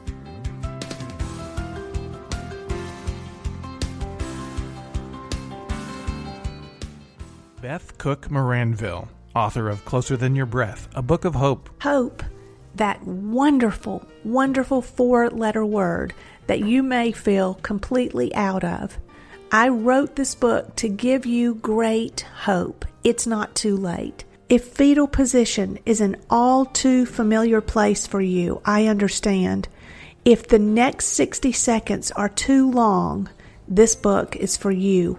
Wherever you are right now, whether you're dealing with divorce or death or sickness, take hope. You are going to make it through this pain. Don't roll your eyes. I've walked this road and I know it. The best is yet to come. Closer Than Your Breath, a book of hope from author and speaker Beth Cook Moranville, can be found on Amazon.com or Kindle.com. For more information, visit closerthanyourBreath.com or on Facebook at Closer Than Your Breath.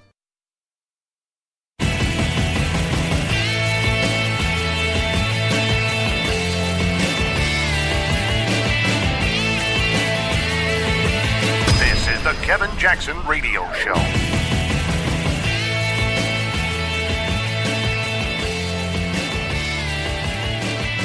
The Democrats have been obstructionists since President Trump was inaugurated, and they voted against the tax cuts, which has benefited millions and millions of Americans.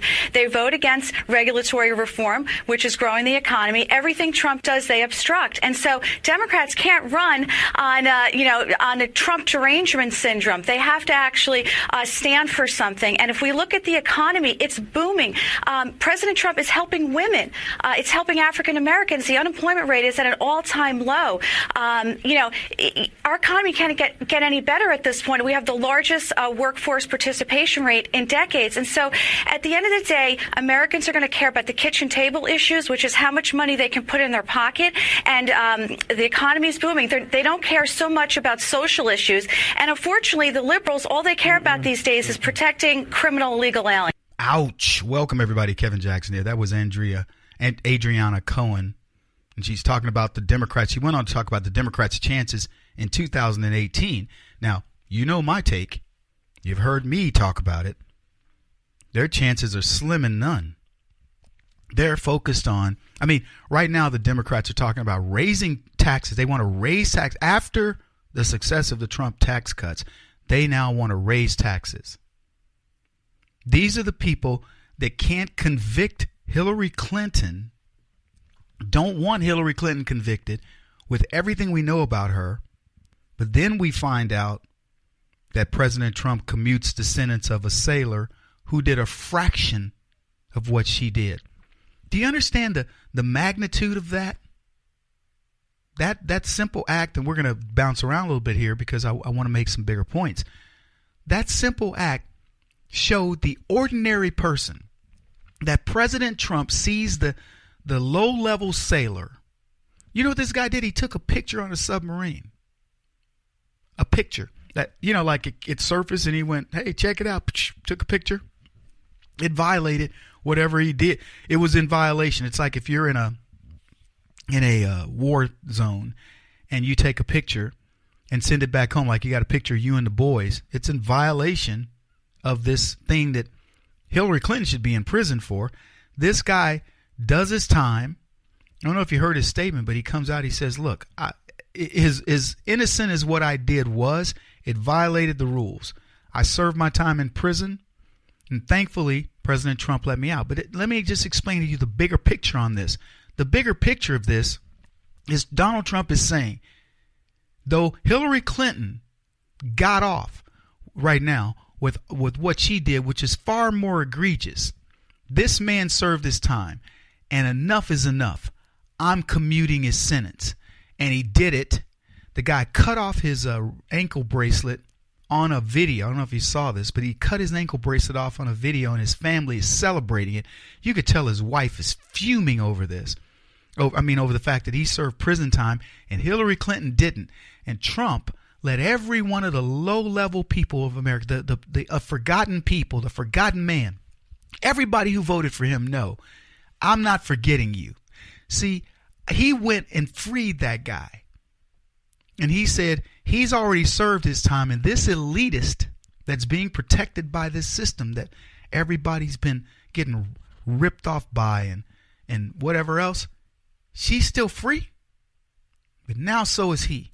I'm making you an elite as much as he could. The guy's already served a lot of his time. His life changed dramatically in that one photo.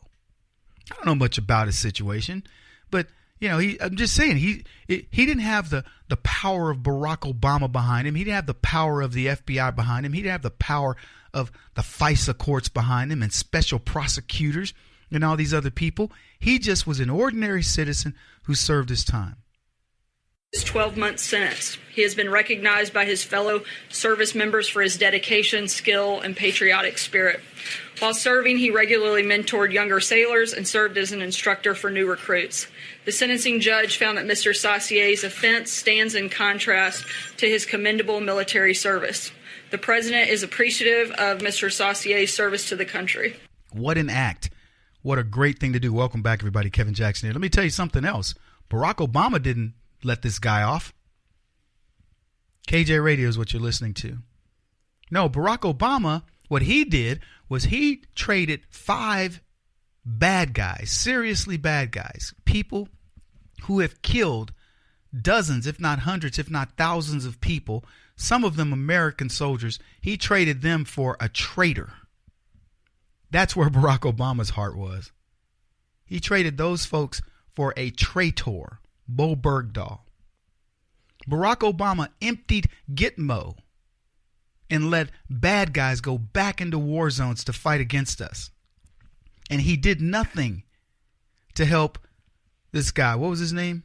I forget his name, but the guy who supposedly did The Secret. She just said it. No, I wasn't paying that much attention to it. I'll tell you something else Barack Obama didn't do. Barack Obama didn't free Tamaresi, the Marine who accidentally went across the border in Mexico and stayed there for the better part of a year. Barack Obama didn't get back Otto Warmbier from North Korea. When he finally got back after President Trump was elected, he was essentially a dead man walking. He didn't free him. He hasn't freed the additional hostages that are left in Iran. He hasn't freed the people that are still left in North Korea. I believe we still have 3 people over there. And I'll tell you something else. He couldn't have gotten back the 2 black thieves that went to China and stole. Those are the facts. Those kids would still be over there. The other hostages that are still around the world, with the most powerful military in the world, the most powerful economy in the world, there should not be a hostage anywhere in the world that is an American citizen. But you know what the left are focused on? They're focused on non-citizens.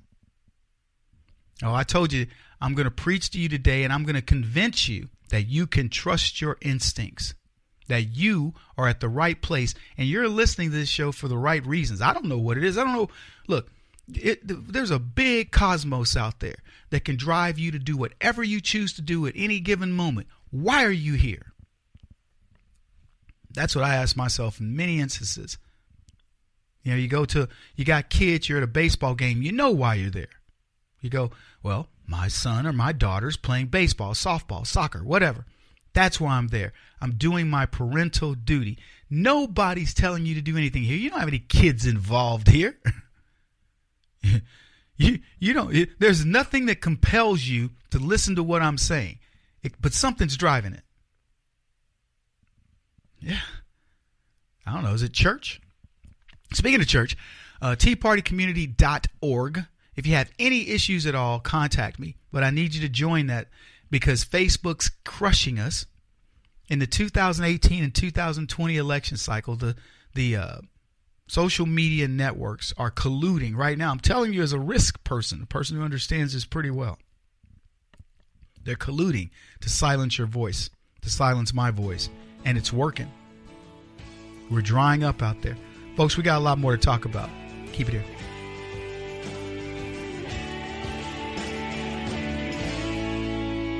This is the Kevin Jackson Radio Show.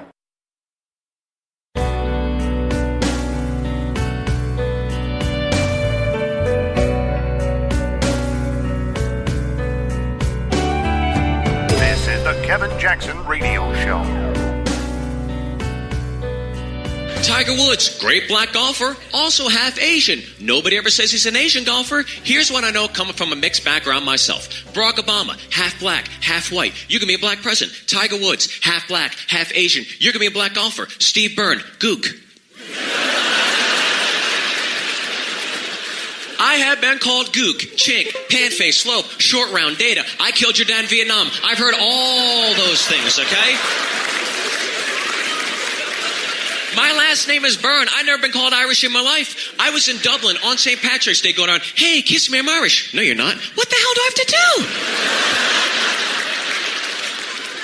do? When you're mixed, we got to call you something. What do we call you? Here's what we call you. Whatever dilutes the water, whatever kind of messes up the whitey, that's what you are. It's as easy as that. I've been called all those things. I killed your dad in Vietnam. That's brutal. I'll never forget when I found out I was Asian. I was in 4th grade on a playground. Some kid comes up to me. Hey, Steve, you're a chink. All right, cool. Thanks, man.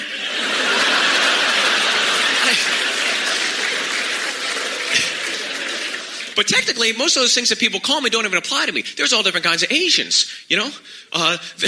Some guy comes up to me. Hey, you're a chink. I'm actually half Korean, not Chinese, so I don't know what to tell you. Pearl Harbor. I'm actually half Korean, so maybe vent out your anger to sushi bar. Take care, brother. All different kinds of Asians, all different kinds of white people. I don't go to a white guy, say a bunch of white stuff. Like an Italian, Anthony Roselli. You stupid Mick. I'm not Irish. Whatever, Jew. I'm not Jewish. Don't make you horny, baby. What are you talking about, dude? Welcome back, everybody. Kevin Jackson here. You know why I love ethnic humor? I love humor like what this guy just talked about. His name is Steve Byrne, Byrne, which is an Irish name. And he's obviously half Korean and looks Korean. And he's expressing what happens to him in the nature of things. Now, it seems cruel at first, right? Because you got this kid who's obviously got a white dad who's Irish, a Korean mom, and, you know, he's grown up. His parents are like, who cares? We love each other. And kids notice the difference. And, like, I mean, he's giving you his life in his comedy. And to me, it's hysterical. And now, you know what he's doing? He makes a living explaining the differences, making people laugh about some of the stupid things that people have said and done to him. And some of it was born of kids' curiosities. Some of it was born of racist teachings of children by their parents or by society in some way. Because honestly, most kids wouldn't care one way or the other. But that's the way the world works. And there's no way to protect ourselves from it. I mean, that's just what it is. My kids are half black. But, and then, of course, they're considered black just because, like you said, you mix up the water with a little bit of black, and nobody, as my white friends would say, Kevin, once you go black, nobody wants you back. It's a whole series of jokes around it, but it is true. Barack Obama's as much white as he is black, but nobody would dare say he's white, at least not right now. Maybe there'll be a society where that'll flip. When white folks are the ones being, terrorized, which, by the way, you are right now, white folks. It won't be very long before, they're like, no, he's a white guy. If you have white blood in you, you're a white. You're a, what do they call us? The human weed. You're a human weed. Anyway, I brought all this up to talk about Elizabeth Warren. A guy tweeted, Elizabeth Warren refuses to take a DNA test to prove her Native American heritage claim. Says, it's funny how Democrats protect their liars at all costs possible. But if a Republican cheated on a spelling test in the first grade, they would demand his resignation. And it's so true. It's the double standard of leftism. See, I'm going to tell you something. If any politician on the right had claimed Native American, which I'm a Native American too, but claimed Indian heritage, if anyone had done what Elizabeth Warren is doing, I would be against her. Let's say it was Carly Fiorina, and we learned that she faked being an Indian in order to get ahead at all the different things that she's done. I would absolutely torment her dreams.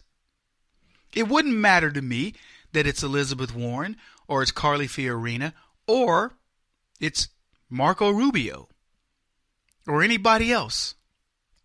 I would be mad. And my suspicion is so would you. Particularly if you knew that person used it to benefit. They used it as a cry. Oh, yeah, I'm the only Native American at Harvard. She knows her life would have been different. But, and it's funny because these people now are demanding that she prove her ancestry. And I love it. Yeah, let's play that clip. The Berkshire Eagle. This is a liberal newspaper, and it is urging the Massachusetts Democrat Liz Warren to take the spit test. They want to know her DNA to prove what the president consistently went after her for. And this one's from June 2016 on the campaign trail. Pocahontas. Let's listen. I called this really bad senator. She's done nothing. She's done nothing. She said she's Native American. And I said, Pocahontas. It's Pocahontas. And Carl, I should mention that this is a Massachusetts newspaper that endorsed her in 2012. Yeah. Look, this is a continuing problem for her because she claims that she has Cherokee, I believe it's Cherokee Indian heritage, and she claimed it when she was applying for jobs in which being a woman and a woman of diversity would give her points, academic jobs. But, there's no evidence of it. Now, maybe she'll take the test and it'll turn out she's 137th something or other. But, she used it when it was to her advantage and is shied away from it once she got called on it. So Berkshire Eagle is a respected paper. It's an incubator of a lot of journalistic talent, and this is a pretty tough editorial. They are urging her, Chris. Would her actually doing the test, would it Would it resolve the heritage dispute with Liz Warren? No, not only would it not resolve the test, and it ends up making it worse.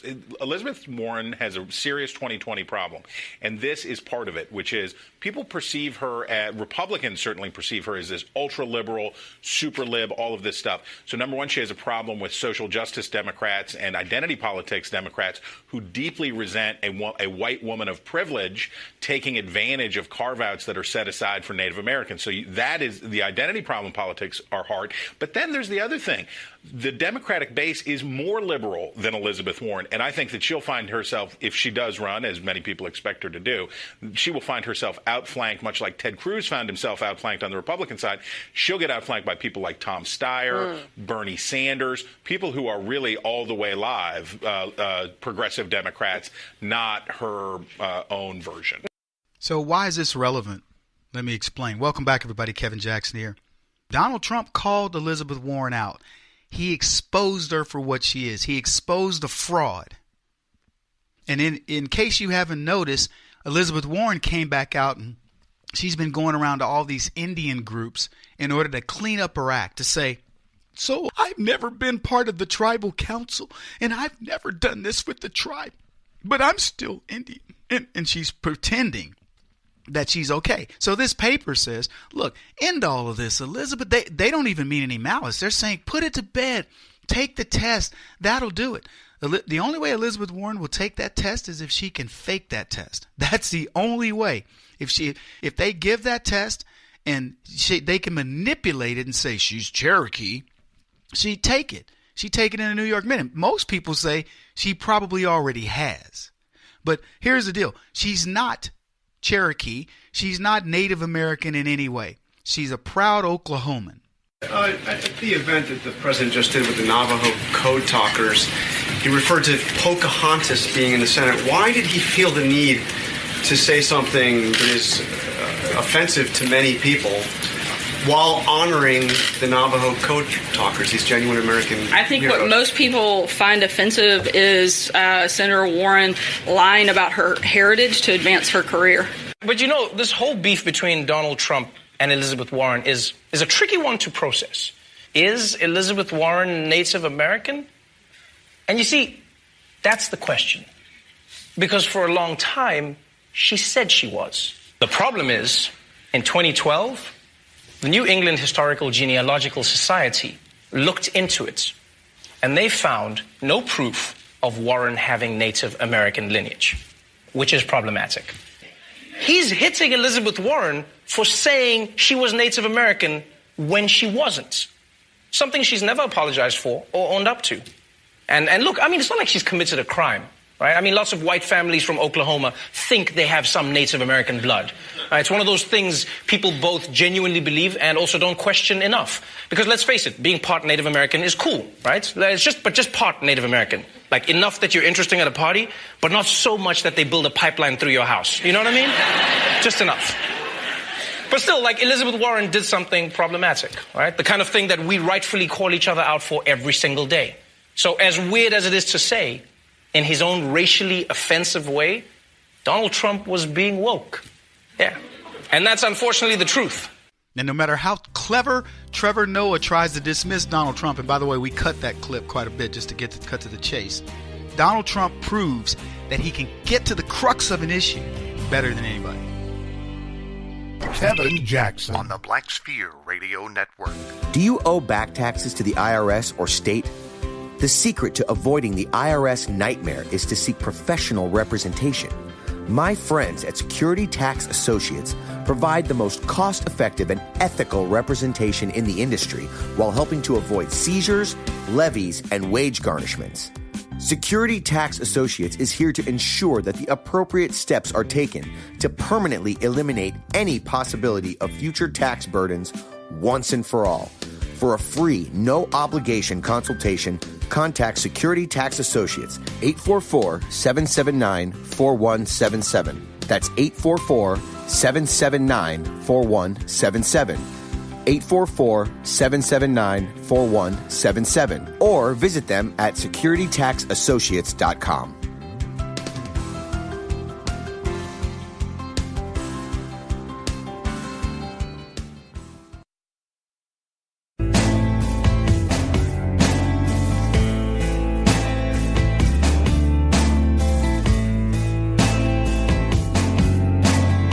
putting an end to identity politics. This is the Kevin Jackson Radio Show.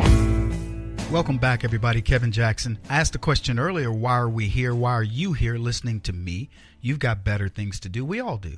But we find ourselves doing things, and we say to ourselves, why are we doing it? Is this exactly what you want to be doing? Pick something in your brain, check out your bucket list, and tell me, is this what you want to be doing? I'm not trying to downplay the show. I think we make it pretty funny, fun, and hopefully you enjoy being here. You obviously do if you're here. But why are we here?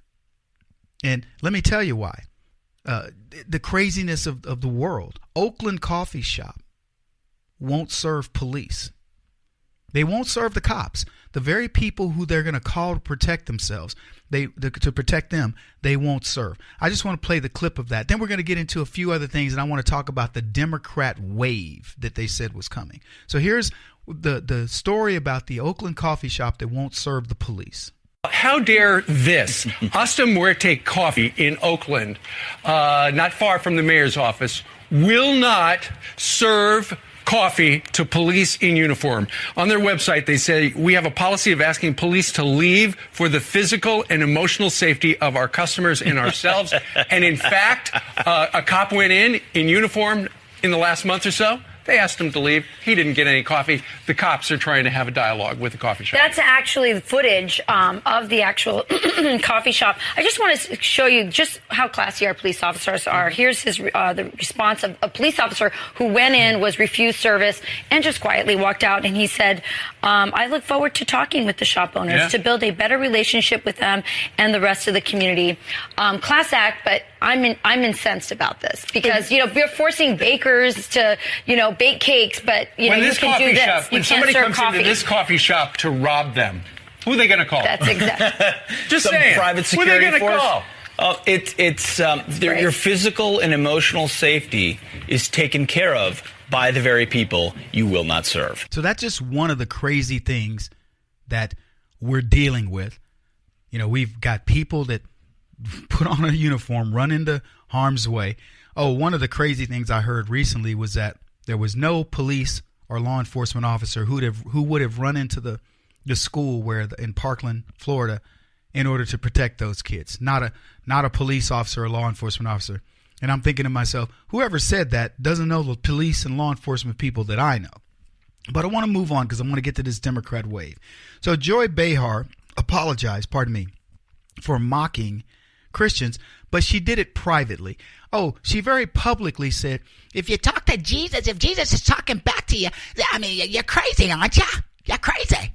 So that's what she says. And nobody's really holding her responsible for saying something so stupid. In fact, I remember when I heard the clip and then I looked at it, the black chick on there, not Whoopi Goldberg, the cute black chick. By the way, it doesn't matter. She's a leftist. She said, she was like, let me tell you something. There were black people all over this country going, God talks to me. And I can tell you point blank in my life, God talks to me. So, and I'm not insane. I'm far from it, in fact. So there were people who were outraged. Nobody said anything. I want to give you a number to call if you want to complain about this to Oreo, who's one of the advertisers on The View. The phone number is 855-880-7107. But I only bring this up in order to explain how detached these people are. So we've got an Oakland coffee shop run by leftists who say, I don't want to serve police. And the owner says, well, even though I'm getting a lot of hate mail, it's not coming from my community. So this owner of the coffee shop believes that he or she has done the right thing in not serving police. Fine. Joy Behar offends Christians around the world. By the way, we still are the largest religious group on the planet. I know it's hard to believe because, Islam has just made such inroads. But Joy Behar offends millions, billions of Christians with her statement with nothing. And Disney, who owns the show, comes out and says, well, she apologized. She called Vice President Pence and apologized. Do you buy it? I don't buy it. I don't think for 1 second Joy Behar gives a crap. But here's where I want all this to go. The so-called Democrat wave that they said was going to happen. You can't call what the Democrats did in Texas a ripple, much less a wave. And they remind me, the Democrats that is, remind me of the fat boy who wants to be a Chippendale dancer, but he won't stop eating cake. You know, he's like, I'll get there, but, you know, they're going to have to accept me as I am. He's, you know, gyrating around. So here's the math. O'Rourke, the Democrat Senate candidate, got 641,000 plus votes in the primary. Ted Cruz got 1.3 million votes in the primary. Ted Cruz more than doubled his opponent, but they call it a wave. But I want to read this part. This was in Washington Times. They said, leading up to Tuesday Texas primary, there were hundreds of blaring headlines about Texas turning blue. The every other year political head-scratcher about a Democrat resurgence in the Lone Star State that gullible national reporters swallow and regurgitate. Now, I'm going to tell you something. We can write about this today, but Texas is slowly getting purple. It is intense, and it's intentional. The left are targeting the state of Texas with illegals, and they're trying to do the same platform that they did in Colorado. And there are many people who wouldn't have believed that Coloradans would have, turned their state purple and ultimately blue either. But it is. And now it's the pot-smoking capital probably of the world next to Amsterdam. But this article goes on to say this. We all remember how Wendy Davis would retake the governor's office in 2014, building off the Battleground Texas effort. After raising a Democratic record sum of $35 million, she lost by a larger margin than the Democrat nominee had 4 years before. Yeah, but let's look at that in proper context. So now I'm not trying to dissuade you from believing that in 2018 we're going to clean the Democrats' clocks, but I also want to put it in perspective why these things occurred. Wendy Davis became abortion Barbie. And as they dug into her life, they found out that she had used men to pay for her legal career, dumped her husband, remarried, and became the Barbie of Texas. And they wanted to run her on looks. Same thing that's going on currently in Pennsylvania, where they've got this Marine. The Democrats couldn't care less about the military, but they're touting a Marine over a true public servant in Pennsylvania because he looks good. That's the only reason why. So that's what we have. But Wendy Davis shot herself in the foot when all the things that started coming out about her real life. The Democrats didn't vet her properly. And when people finally understood who she was, they were like, we don't want this woman. But she had a chance, a decent chance of winning. So the article goes on. This year's Turn Texas Blue prognostication cited massive Democratic increases through early voting. And to the uninformed observer, no numbers were impressive. However, GOP primary voters turned out in high numbers, returning balance to the partisan turnout comparison. So all he's saying is this. Yes, the Democrats rallied their troops. They absolutely did. And everything they tried to do in Texas was successful. Except conservative Texans got out, got off their butts, and hit the polls. Now, fast forward a few years. I don't know if you go to many events in the conservative ranks. Go to these events, and in 5 years, you're going to lose, 10, 15% of those people that you saw are not going to be there. It's just the facts. We're losing the war of attrition. So unless we get a younger demographic, at some point, Battleground Texas is going to happen just because we are going to be dying off. Get this. Democrats saw a 100% increase in primary turnout from 4 years ago. 100%. Now, as Texas Lieutenant Governor Dan Patrick put it, we've been hearing for weeks in Texas and across the country that a great blue wave was coming to Texas. We were assaulted with predictions that our great state is turning Democrat. But the votes have been counted, and we know that the blue wave never made landfall. He noted that 1.5 million Republicans voted and barely a million Democrats turned out. Texas is a bright red state with an engaged conservative majority. So here's what I'll tell you. Democrats can't win without cheating. They can't win. I don't know how many of those votes were illegal or whatever. Look at all the things that are going on right now across the country to give essentially tacit legalization to illegals so that they can vote. Whatever these things are, don't dismiss them. The redistricting, the gerrymandering of these districts is going on in full force. And if we don't do something for 2018 and 2020, we're going to get our clocks clean, not because of our, we will win if they play it by the book, but they won't. TeaPartyCommunity.org. He won't stop until he's the top-rated radio talk show host in America. What kind of weird competitive freak are you? This is the Kevin Jackson Radio Show.